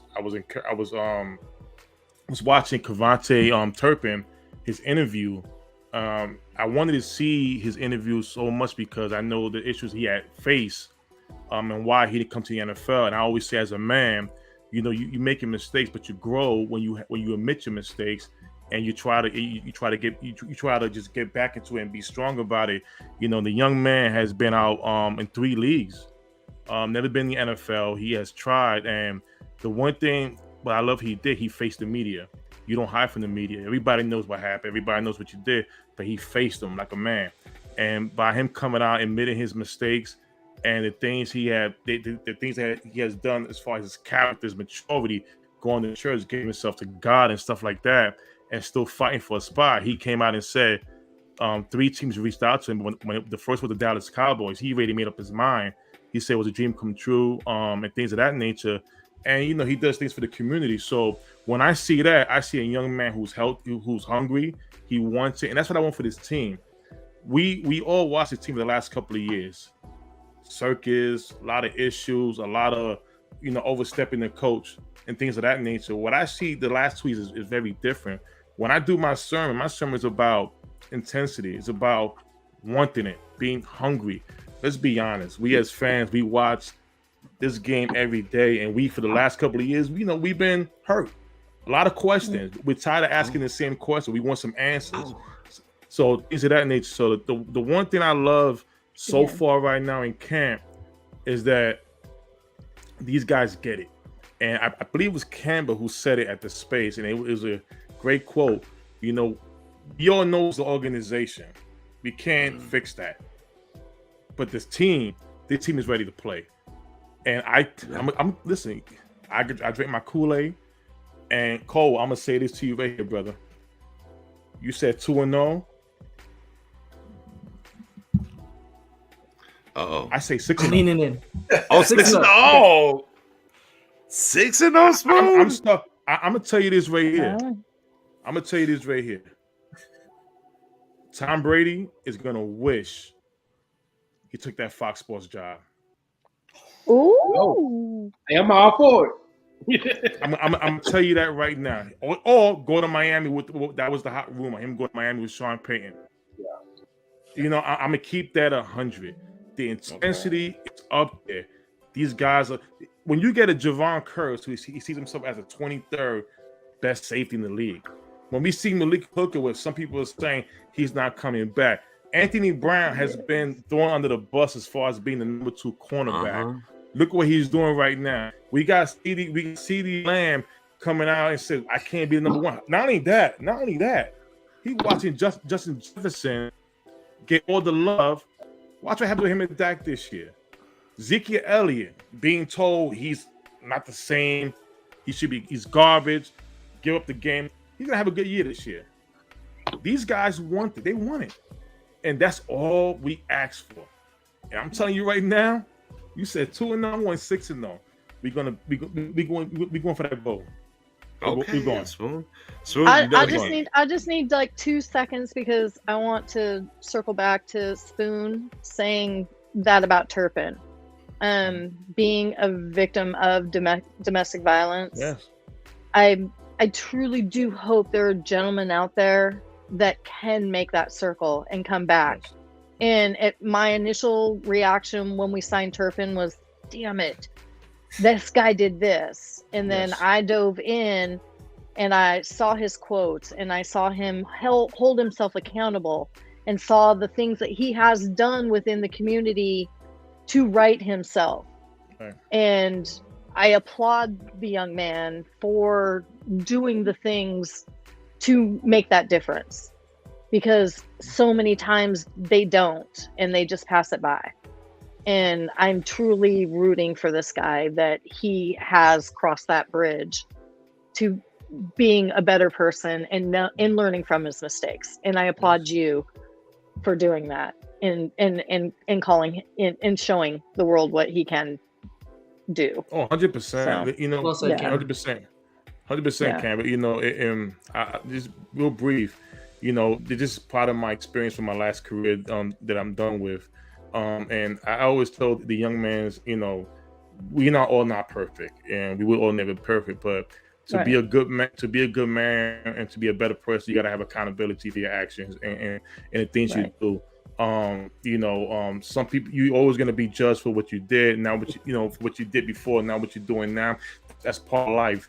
But at the end of the day, when you keep giving your all to right the wrong, that's the blessing part right there. And the good thing is that other players on his team, like Kelvin Joseph, he should look if I'm a coach or like I guess a mentor or whatever for that Cowboys team, I'm bunking Kelvin Joseph with that young man, Turpin. Why? Because at the end of the day, you can learn from him. You can really learn from, regardless of what happened, you can learn from him. Sometimes you get a second chance. Right. 10-4, and he's put years into it, and I think this may be a little bit of a difference. Right. James saying, hold on now, I got to be objective here, says we didn't give Josh Ball this type of heat when he was drafted him and had similar issues. Maybe he wasn't around here. But here's I have something to say about that. Josh Ball didn't address it in the same way Turpin did, and that's true too. I didn't hear the accountability he did that Turpin held himself to that Josh Ball did. And I know I'm very close to the subject, but I did not have that same feel, and I didn't hear the same words. I think it's different too, especially when you talk about accountability. There's a big difference between apologizing for something happening and taking action to make change. There's a big difference between apologizing for something happening and literally addressing what happened. So Mike Vick's probably a good example of that. I know that a lot of people are sensitive when it comes to animals because a lot of us are pet owners. So that's something that, hits near and dear to home when you hear about some of the stuff that happened. But not only did he serve his time, but then became kind of the face against that. So he started doing it from a public standpoint, speaking out about that and trying to help make change behind it, and didn't hide from the questions. It's easy to say, I made a mistake, I'm past it, let's move on, versus saying, it happened, let's acknowledge it, let's talk about it, let's get it out there so that other people can hear this and maybe not make the same decision or same choice that I did, or learn when things are getting out of hand. So to what you're saying, Camber, again, I don't know how Ball is now compared to what he was then, and hopefully he's made that change too. But Turpin's actions match his words, so I think there's something there. Absolutely. Real quick though, somebody wanted the wrench. We put it out there for a vote for TC for the wrench to be that mod. The yeses came flying through. Ladies and gentlemen, light it up with some fire emojis real quick. New mod in the building. TC915 is here. And he is currently now the newest mod for Pick 6 Sports. Shout out to TC915. Shout out to TC915. I did have one more comment too, because Spoonie mentioned that 3 teams were interested in Turpin and he chose the Cowboys. It's also probably worth noting when he had his pro day, because of what happened in college, he was not allowed to participate in the pro day with the team. He had to do a separate one at a high school nearby. 3 teams showed up to the pro day. The Cowboys were one of those. So when Mike McCarthy said he's a guy we've been looking at for a while, he didn't literally mean from 2 weeks ago when we brought him in for a tryout. The Cowboys have been digging and keeping tabs on him for years now. So it is kind of cool that not only did they see him right outside of college, but they also monitored him to some extent, brought him back for a look a few weeks ago, and now it's come full circle and he's on the roster. So I thought that was kind of cool. Excellent. Yeah, you already know. Talent acquisition is, it never stops. It's 365 days of the year, and they got to play the long game with some of these guys. And you know what? The long game led him to this young man now, and we'll see what he does forward. Real quick, I do want to say, speaking of that, talking about talent acquisition, big shout out. We talked about it. Kyle Yeomans brought it up. But big shout out to Derek Eagleton this offseason. So Dave Hellman, super popular from the Cowboys fan. Left, has a new job with Fox Sports, but he's still connected. He's still at camp. He's still very much so in the Cowboys realm, which is great. But Derek Eagleton was like, Brian Broaddus, what's up, bro? You want to come join us at training camp and do our live shows with us? Awesome. All of us love Brian Broaddus, so that was great.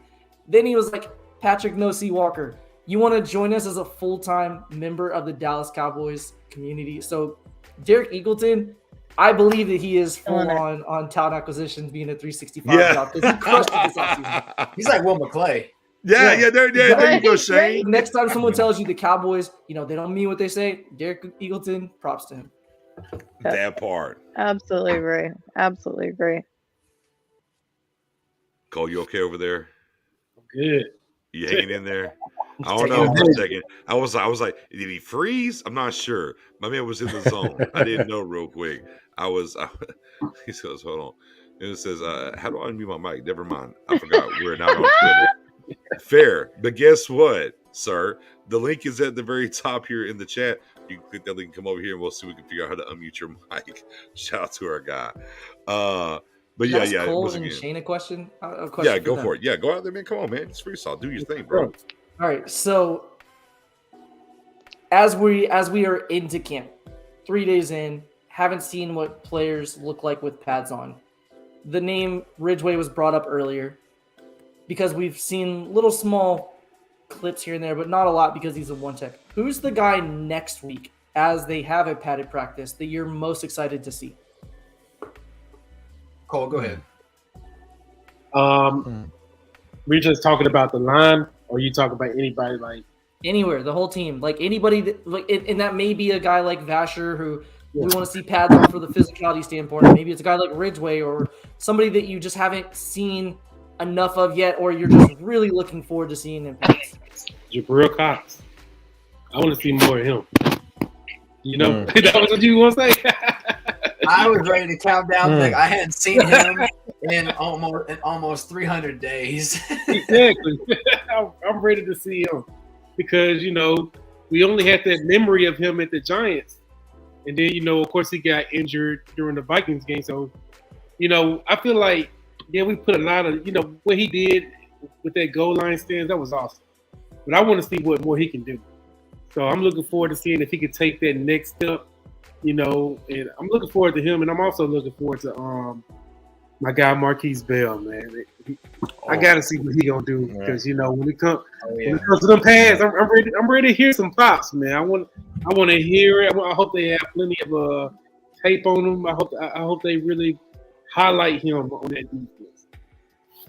Before I get to my guy, Cole, for you, me and Lennox are both big fans of Marquise Bell. Last year, coming out of Florida A&M, he was the Draft Network's #1 HBCU prospect coming into this year, and people thought he was one of the top 5 undrafted free agent steals of this past draft class. And so it looks like, just based on what we've seen at training camp, they kind of use him in a similar-ish way as Jaron Curse. He has similar ability. He can play free. He can play in the box play, really that kind of star role near the line of scrimmage. But the guy I'm looking at, since we're talking, because my guy's also on defense, and I'm kind of surprised Kyle didn't bring his name up, but I guess I might have to wait a little bit for him. But I'm really excited for him. One of my favorite draft picks this past offseason, and that's Sam Williams. I'm really excited to see what he can do because I liked him a lot as a prospect coming out of Ole Miss, and I understand that he had the off-field issues that were definitely what held him back because he has first-round tape. He has the power, he has the length, he has the size, he has the burst off the line of scrimmage. His issue is more like the hands in terms of the placement of him is kind of inconsistent, but he's got all the tools and everything else you would need from a premier edge rusher. And so I think once the pads get on, I really want to see that power and that burst come off the line of scrimmage. And the fact that he's going to be going up against Tyron Smith means he can only get better. Iron sharpens iron in that regard. And so I'd like to see what he can do, especially as the guy who's supposed to be Randy Gregory's replacement. That's a good answer.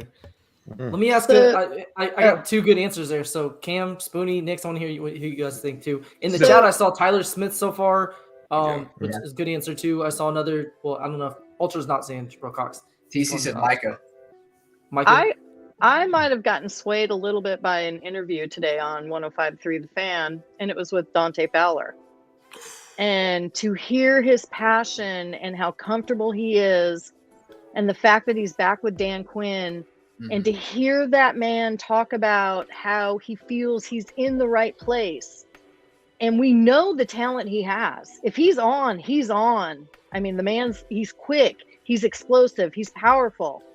And just to hear the type of human he was when he was talking about things like they asked him, what he has taken away from things from camp so far. And they asked him about Micah Parsons, and he is asking Micah Parsons how to be a better pass rusher. Right. He's here. He's soaking it in. I feel like this could be a huge breakout year for that man. And he's funny. He's funny. He's so funny. And I am here cheering him on the entire way. That's a good answer. My guy is Malik Hooker. Yeah, oh, yes. Malik Hooker. Yep. I want to love see him that. come back to form. The player that he was in Ohio State. We all know he had one or two solid years with the Colts. He had a lot of injuries, but last year he came out towards the end of the season. He contributed just a little bit. He had the COVID year.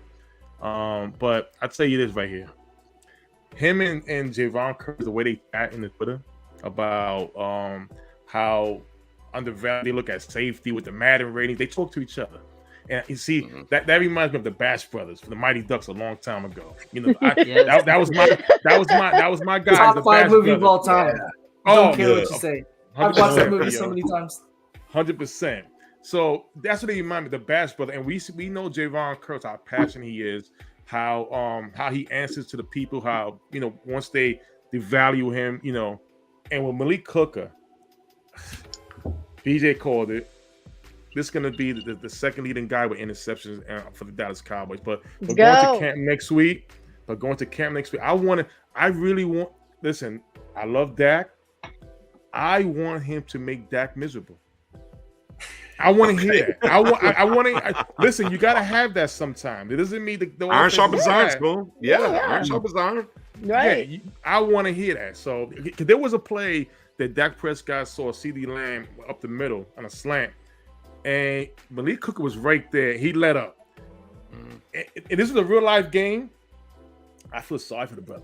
I really do. I want our defense to be the best defense our offense sees. Yes. Hands down. I ain't mad at that. Hands down. Iron sharpening iron again, you know. I think, man, I want to see the one tech. I'm sorry. I'm ready for pads. Look, y'all know I banged the table. Look, Ridgeway's my spirit animal, and what he's doing. I don't care if it's Bohanna and he got his pad level down and the Dancing Bear's going to walk through the door. I want one tech because the thing that's going to make this Cowboys defense, as Kimber was just talking about, be the best defense they play.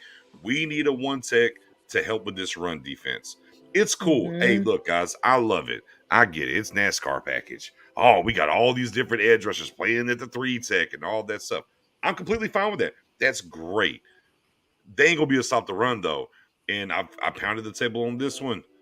The last 2 playoff games, go look up the rushing yards we've given up to CJ Butterball Anderson in, you know, a wide receiver turned, you know, running back. Okay, we have to figure that out. It has to happen. Bohanna, Ridgeway, either one of them, I'm ready to see them with the pads come on and let's get the action and see what's going on there. That's what I'm excited about in the near term with this team moving forward. Got it. So somebody in the chat brought it up, but this is not a name that is going to surprise people. It's not a like undrafted free agent or anybody like that. It's somebody that I think everybody's ready to see. But I'm super stoked to see the revitalized off-season peanut butter next level version of Oso Digizua. Yeah. I can't wait to see this guy in pads. Yeah. I can't wait. Like I'm just super excited to see him go against Zach Martin. I'm excited to see him go against Tyler Smith, because if Tyler Smith can block guys like Oso Digizua and Neville Gallimore and some of the guys that we're going to have, you know, whether that's a Sam Williams or Chauncey Golston, whoever that might be playing at 3 tech lined up over them, it's just going to get them ready for the season. But I am 10 toes down, to quote BJ Nix, on Oso Digizua. I think he's primed for a huge season, and I'm just excited to see him in action. He's built up some weight. He's going to have extra players there in the rotation, so he's not taking on such a high snap count like he had last year. So I think we won't see him hit that rookie wall as the season progresses. So, yeah, Osa's my guy. I like this from Mendoza. The regular season jelly is coming. Talk about that, Yeah, I like it. Real quick, there might have been some drama in Philly. I don't know if y'all want to. There was. There was some drama. Y'all want to talk about some drama in Philly? Yeah, that sounds great. Shane, did you hear about that drama over there in Philly, Shane? Like he might be, like my tweet said today, he might be a 10, but he's a Philly fan. No, but Shane, did you hear about the drama, or do you not want to talk about the drama? It's okay, you ain't got to if you don't want to. Well, so usually I'm a man who likes to keep to his own business, but since they want to make it everybody's business, we can Spoony, you shared the tweet earlier with us right before we were coming on tonight and everything. I'll let you lay it out for those who maybe don't know. Hey, mods, hey man, get these bots up out of here. They're not. I was gonna say, get these bots it's up the out of same here. damn one, isn't the it? same one. Bots, they crafty. They know how to come back in. Is there no way to block them? Yeah, I They mean you can still block come in. Oh, they come back in they another. find ways. Gotcha. But I believe it. Look, I believe it. Look, don't worry. I believe in it. You feel me? I believe in it. Post this next. My wife thinks it's weird. I get on the space and then get on the channel late night. Don't worry. Hey, look. My wife thinks this. Hey, be clear. My wife thinks it's weird too. She had to come wrangle me last week at 5 a.m. on Friday night or Saturday morning. So she already It probably said doesn't help. She thinks that, and then she sees our chat, and it's filled with these bots posting all this. Well, yeah. I mean, I just want to make it clear: Pick Six Sports does not endorse the comments that are in the section below. If you choose to click those links, it's up to you. We do don't not have an recommend that. OnlyFans. No, we do not. Yeah, we do and not. to be clear, that's the first night we really had to go through this heavy of chat on this realm. I'm about to talk to producer Jay about this on the back end to see if she can help out there some. But with that being said, I'm going to pivot and move forward here. Spoony, the tweet that you shared, I'll let you go ahead and broach everybody in the comment section in case they haven't heard it. I'm unmute though, Spoony. They can't hear you. Spoony's only clicking on the bots. I know what he was doing. Excuse me. Breaking news. When he clicked it. Breaking news. The reported scuffle between AJ Brown and Darius Slay spilled into the locker room. One player is quoted as saying AJ Brown was pissed at Slay and had to be held back by numerous players. So I did some research earlier because there was a lot of Eagles fans complaining about Jalen Hurts and his performance today in camp. He was 8 for 15, and he had, I believe, 2 interceptions, no touchdowns. And one of the plays that he had threw a pass to AJ Brown was behind him, and Slade, picked it off. There was some heated words, but Slade got the best of him throughout the whole day. So a lot of Eagles fans were complaining. I'll tell you this. Is it camp? Yeah, it's camp.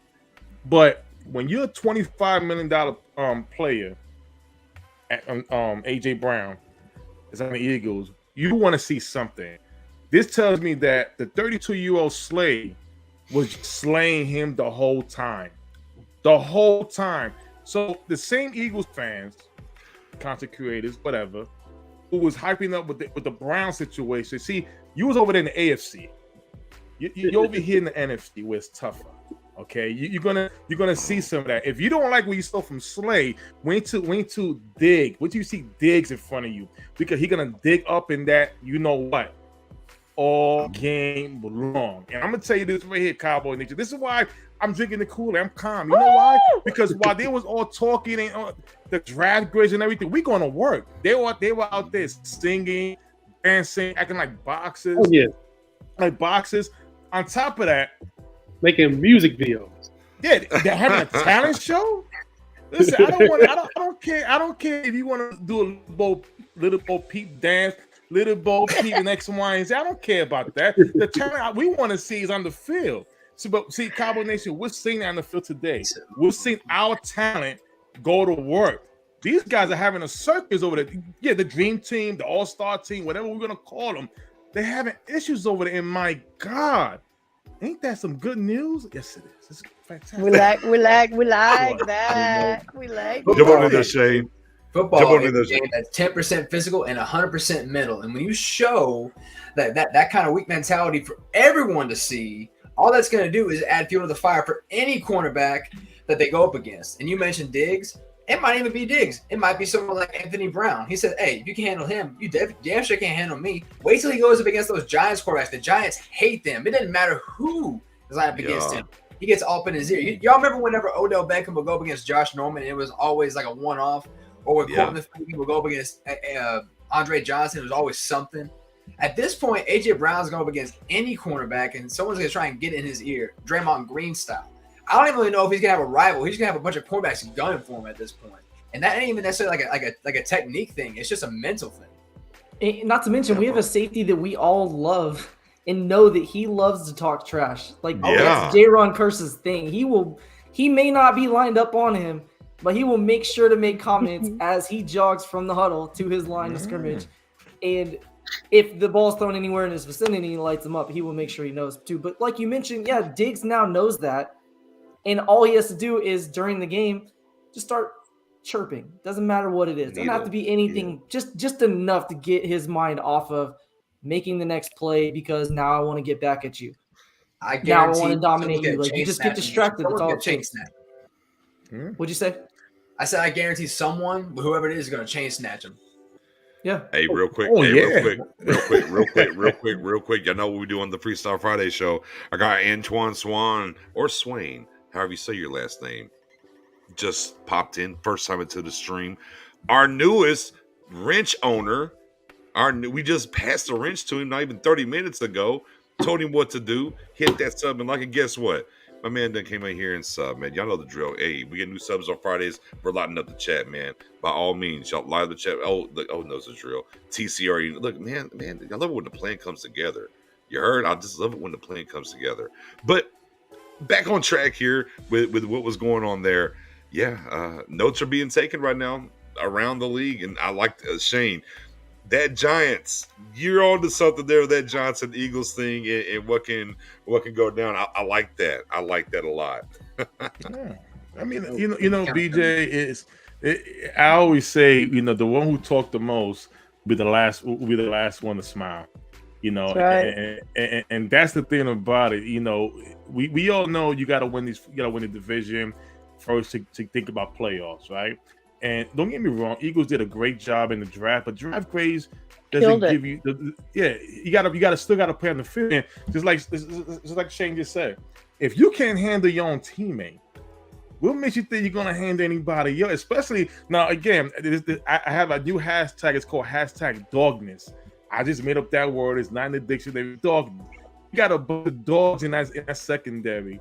Javon Curse, Malik Hooker, Diggs, we got size, we got speed, we got strength. And the Lion, Micah Parsons, he went on NFL Network and said, AJ Brown said, what? No problem. We're just gonna play the game and we're gonna circle that game. And that's gonna be the highlight game because they're gonna come back and replay those clips. All those clips by the Eagles fans, by the Eagles players, talking trash about the Cowboys. Yeah. Come game day, they'll disappear out of Twitter. That's gonna be the best day ever. They're gonna be quiet. Spoon, you're gonna make me drink the Kool-Aid. I just can't. I can't take a sip. I said I was drinking the Kool-Aid. When it comes to the Eagles, I'm all in. When it comes to the Eagles, I'm all in. Right, and look, and to be honest, man, we don't talk a lot about that kind of stuff. But on Friday, something popped off 3 days in the camp. This you're over there fighting. I don't know. Feels kind of good that we ain't got those issues. I'm just saying. Can we bring it back full circle to Cowboys content? Yeah, go ahead. So bringing it back full circle, we saw this in OTAs already. Knicks was all for it. Yeah. Talking about the Eagles having a certain fight with two players that, Spoonie just addressed for us. Who's going to be the first training camp fight, brawl, skirmish for the Dallas Cowboys? I know that we already saw a glimpse of that already. Ridgeway versus anybody when the pads are on. Ridgeway versus who, though? Who do you think it is? Ridgeway versus Tyler Smith.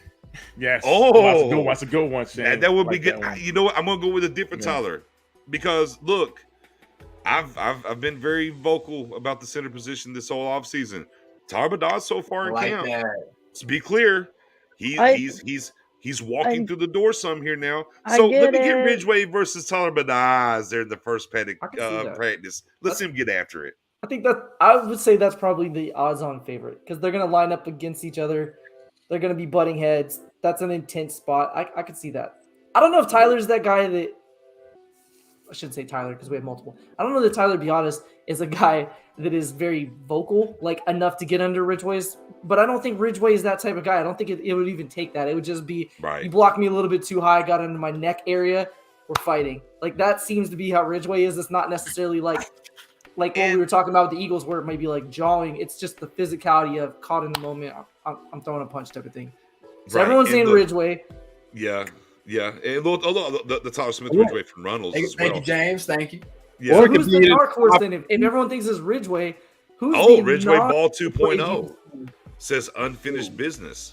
No, Go they ahead. do. They do. They have some unfinished business. I'm gonna give you Kelvin Joseph and TJ Vasher. Oh, See, that was my next. You see, Because Vasher, Kelvin's not going to be happy if this continues keep going on. Yep. I mean, if there's boxing fans 100%. out there, reach matters in boxing, and I think what is Vasher's wingspan's like 71 inches or something like crazy. Like I don't know that he's the guy I'd want to fight, but I could see that. That might be a combination that we could see. Kicker fight, yes, let's see that. I want to see fight. versus Leary. That's like me and one of my sisters fighting. Quit it. Yeah, nothing but kicks. We also had a photo joining in just for the hell of it. Yeah, Cole, you get who maybe the first fight we see in camp here. Man, I want to switch it up a little bit. Which team will we have? Because last year we went at it with the Rams, but this year we doing it with the Chargers and the Broncos. Could be the Broncos. We got to go ahead and go at the Broncos how they did us, man. You know what I'm saying? Who you think we're going to go against? Gregory versus somebody. If it's Broncos, yeah, he won't even play. I'll give you CeeDee Lamb and 13. Oh yeah, that'd be nice. That'd be nice. What we've learned from Spoonie tonight is he wants some wide receiver on cornerback violence. Apparently, is what I'm we've learned than anything. He wants somebody on the outside to get after it. I like, Robert, and who dumps Alicona, whoever dumps Dex cake. Funny, he wants the cake. Yeah, shout out with the deep cut there back to last year in what's the show? Hard Knocks. Thank you, Jesus. James. Now we're getting to the funny time. We're about to close out here. Kellen Moore, Mike McCarthy. Yeah, that'd be great. I'm gonna say Derwin James and whoever pisses him off.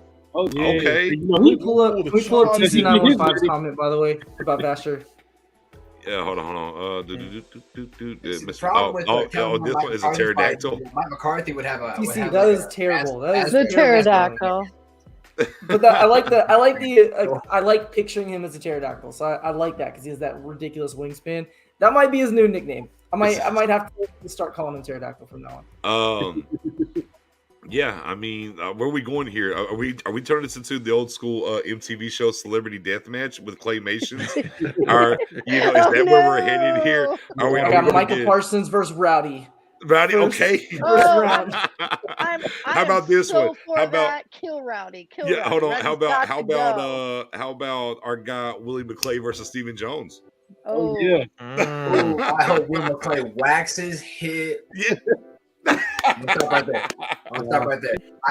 I call him Steve on purpose for a reason, but I'm gonna stop right there. Clip it a little bit. Yeah. I mean, how about this one? With Rowdy? Just, I mean, how about just the whole defensive line, and they can just be. We'll make it what do you call them in wrestling? Handicap match. That's what they call it. Yeah, just get Rowdy and jump to get him up out of here. Go ahead, Cole. You had one. Wheelchairs, all good. That barbed wire. Oh, I thought one more we didn't think of. What if it's a positional battle? It's Tristan Hill and Ridgeway to get it on with each other. What if those two in it? Jesus Christ.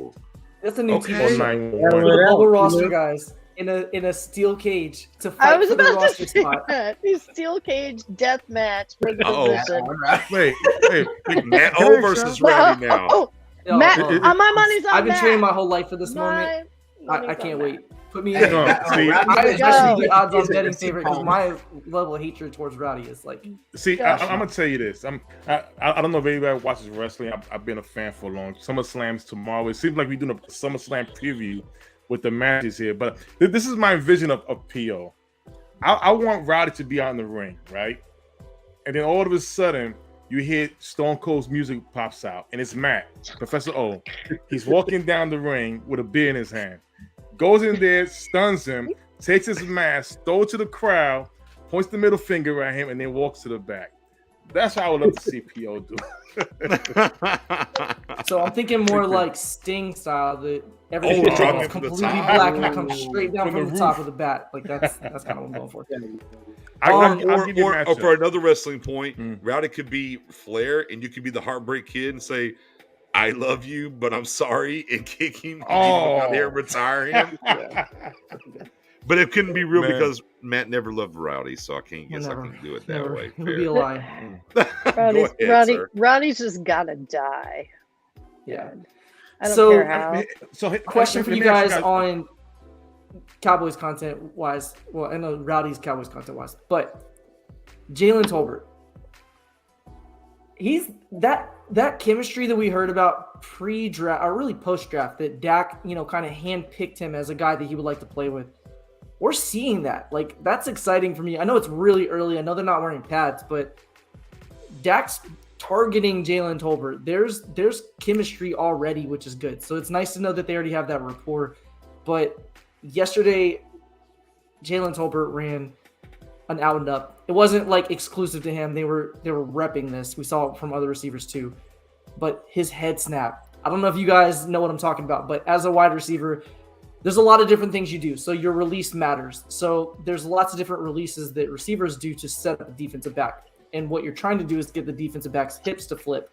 So if they are shading you to a specific side, you want them to flip their hips to the outside so you can set them up and go back inside. And you can't do that unless you release to sell that you're running an outside breaking rip pattern.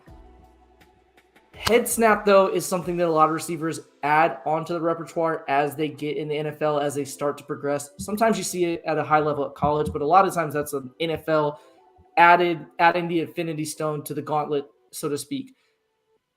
His head movement is top notch already because if you watch 100. that out and up, he sells the quick out with his head motion. It's not just I'm running with my body, but I'm already looking upfield, which tells you that I'm not actually running an out, which is what a lot of receivers fall victim of, especially early in their careers.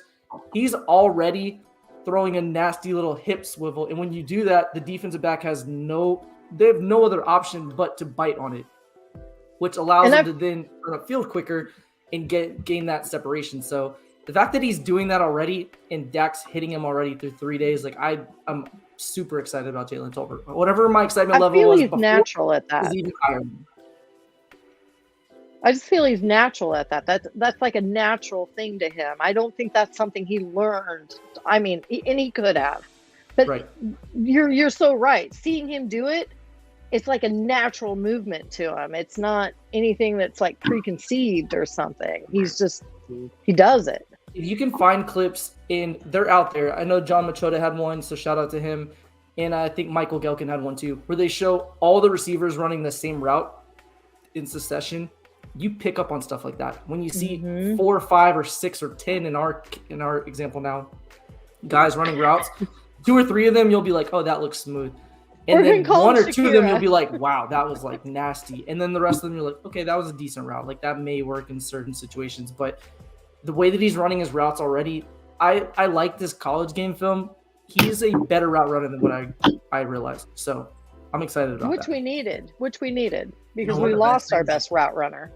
One of the best things about him coming out of South Alabama really was his ability to create separation down the field. He was already a solid route runner, but his ability to create separation from 10 yards and beyond, that's something that really we had in Michael Gallup, but obviously we can rely on him to stay healthy last year. And what they kind of had was Cedric Wilson, but he was running a lot more of those closer intermediate routes to give Dak as a security blanket. And Professor, you talked about it. He already has that connection down with Dak.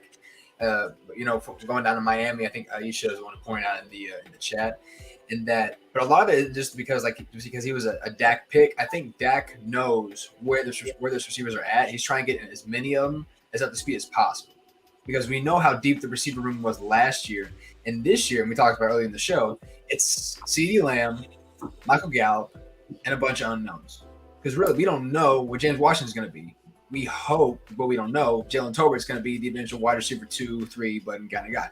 We don't know if Noah Brown's even going to make the roster. We don't know if Simi Fehoko is going to be the guy that we hope him to be. And then what about TJ Vasher, Brandon Smith, Dennis Houston, all these guys?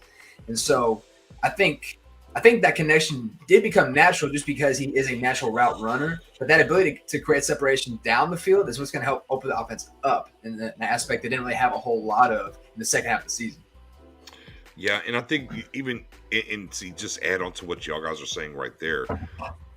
All that can be real, but the thing is, he came into camp and he stacked good days on top of them. Like it wasn't he came into camp and did really well, and it was out of the gate, and then all of a sudden there was a little come back to earth moment. The fact of what y'all are talking about and what he's able to do on the field, and he's stacking the days on top of each other, I think matters. Via the natural, what Cam's talking about, the headset that O's talking about, and then Shane over here as well with the connection and what he's built with Dak already. It showed all these things with 3 days in. Early, we understand it's very early. We get that. But the fact that it's trending that way is exciting. Now, the next step, and we'll put the pin in, we'll come back and we'll have the same conversation. The pads come on. Let's see what it looks like come Monday. So it's exciting times, though. And, at times right out of the draft, Shane, I'm sure y'all probably talked about this a lot, too, your way, is if you would took Sam Williams and put him in the third round and Tolbert in the second round, I think Cowboys Nation that maybe felt indifferent about the draft would have been much happier about the draft. But the key is you got both of them, and we're seeing that coming out from Tolbert early on. So that's exciting. It's funny you say that because I was actually around these three, Professor O'Camber and Spoonie, for the first round when we were in Vegas together. And dark times for me. Dark times. I think it was because at the time, I thought there were better players available, even though I understood the need and that it fit with Tyler Smith. Over time, I've become more comfortable with it as a player. And yeah, I mean, if Tolbert in the same way as a switch position, I would have been fine with their pick regardless, because I think Tolbert was a steal in the third round. He probably should have been a second round pick. I think Sam Williams, if he didn't have his off the field stuff, he's gone on day one. So I think really the draft was kind of the bright spot of an otherwise fill in the blank, whatever you want to say for the offseason. Fair. My guy Jerome says, "Good evening, guys. Just logging on. Just stepped in from work. We appreciate you over there on Facebook, brother, and thank you for tuning in. But if you go ahead, as it says on the bottom of the screen, slide over to YouTube, Pick Six Sports, you can hit that nice bell. It'll notify you, and that nice sub button, maybe the like button if you want to. And you come over here and let us know you're on YouTube. We're going to live the chat for you, brother. Come along for the ride on the YouTube side as well. Appreciate you. Guys, we are hitting the 2 hour mark, 2:01. I ain't gonna keep Shane too long. There you go, Shane. Yeah, wipe the eyes out. Shane told us he had about 2 hours. We appreciate him. TC, don't you start. I'm not gonna keep him late. It's okay. Timely manner. I can go spend all night on space until my wife comes. And he will. And I probably will. It's what I do on Fridays. First and foremost, Shane, man, we appreciate you coming through. As we told Kyle earlier, hey, man, you're just kind of part of the Pick Six fam. So we're going to have to see you back on this channel here for sure before the end of, not season, but before the end of training camp, sir. Putting you to it. I appreciate that. I'd love to come on whenever y'all want to have me. Absolutely. Do you mind going ahead before you jump off? Do you mind plugging your most recent article? Because I know you just had one. Yeah. My most recent article from A to Z was actually talking about Matt Waletzko and what that does for the depth of the offensive line in terms of, do they need to find a swing tackle? What does it look like beyond that? It talks about, do we really want to rely on rookies and guys who have never taken an NFL snap as a swing tackle moving forward? Is there a free agent option available? But you can find content like that and more if you go look over at A to Z Sports Dallas. You can also check out Mauricio Rodriguez and Skywalker Steele in the mornings and in the evenings on their YouTube channel. Like and subscribe to that, as well as these guys over here at Pick Six. And I appreciate y'all having me on. Yeah, no, absolutely, man. It's a pleasure. Was excited about it. Thank you for coming through and rocking. Yes, Kima. Yes, we're going to do it again. We got to do something about these bots. This episode 7 was for sure brought to you by some bots tonight. No ifs or buts. These bots, just so you guys know, are different bots, because when they're out there, our mods are not only hiding their comments, but these people are being blocked. They're coming back again and again. So appreciate you guys supporting Pick Six and pumping the algorithm. Don't know how you guys found us, but yeah, it's an interesting show tonight. Right? Yeah, the bots would not have found us if they were doing their job. That's a big. They weren't here before Shane joined, so I don't know if Shane. They were. Shane, did you? Not blaming on you, Shane. I'm just saying, maybe they're big followers. Said Shane forgot to clear his browsing history before he joined. Nah, joking. I can't help it. Bots just love me. Oh, there you feel I like it. Unfortunately, I am going to clip it here. I know he's going to talk about left tackle. We didn't get a chance to do it, so hey, it's a great place to get over there on the Twitter space. We'll talk about left tackle on that side there. Real quick, our guy Coach Cowboys came through. By all means, sir, plug the YouTube channel, my guy. And so happy that you're doing better now after dealing with the COVID, man. Oh yeah, I appreciate it. Yeah, you can you can find me at Cole's Cowboys on Twitter and YouTube. Looking forward to bringing out great content. That part. That part. That part. Hey, my man Steve said love is love. Look at there. Julie Carter Bill, what's going on? What's up, Mom? Yeah. And of course, as always, the rest of us, you can catch us here on the YouTube channel here, Pick Six Sports. You can catch us. All of our Twitter handles are right there across the bottom. You can go top that in. You can find us over there for the spaces and everything else we do that way. Every Wednesday during the training camp preseason era, we are live right here at 8:30 p.m. Central, and then on Fridays we're here at 9:30. I almost gave the dadgum Twitter space time on Wednesdays. I was like 7. I was like, no, that's not right. Yeah, let me get it back over there. So once again, Wednesday 8:30 p.m. Central right here, and then of course each and every Friday you get a chance to come up here and join talk. We appreciate Shane and obviously Kyle Yeomans for coming through tonight as well and kicking it with us. And I got Coach Cowboy. Y'all be safe and give me 11:38. Give me about 8 minutes, and I'll be live over there on the other side on the Twitter space. Y'all be safe. Peace. Shout out to A to Z Sports. Make sure you go follow him. There's that shirt up there. There it is.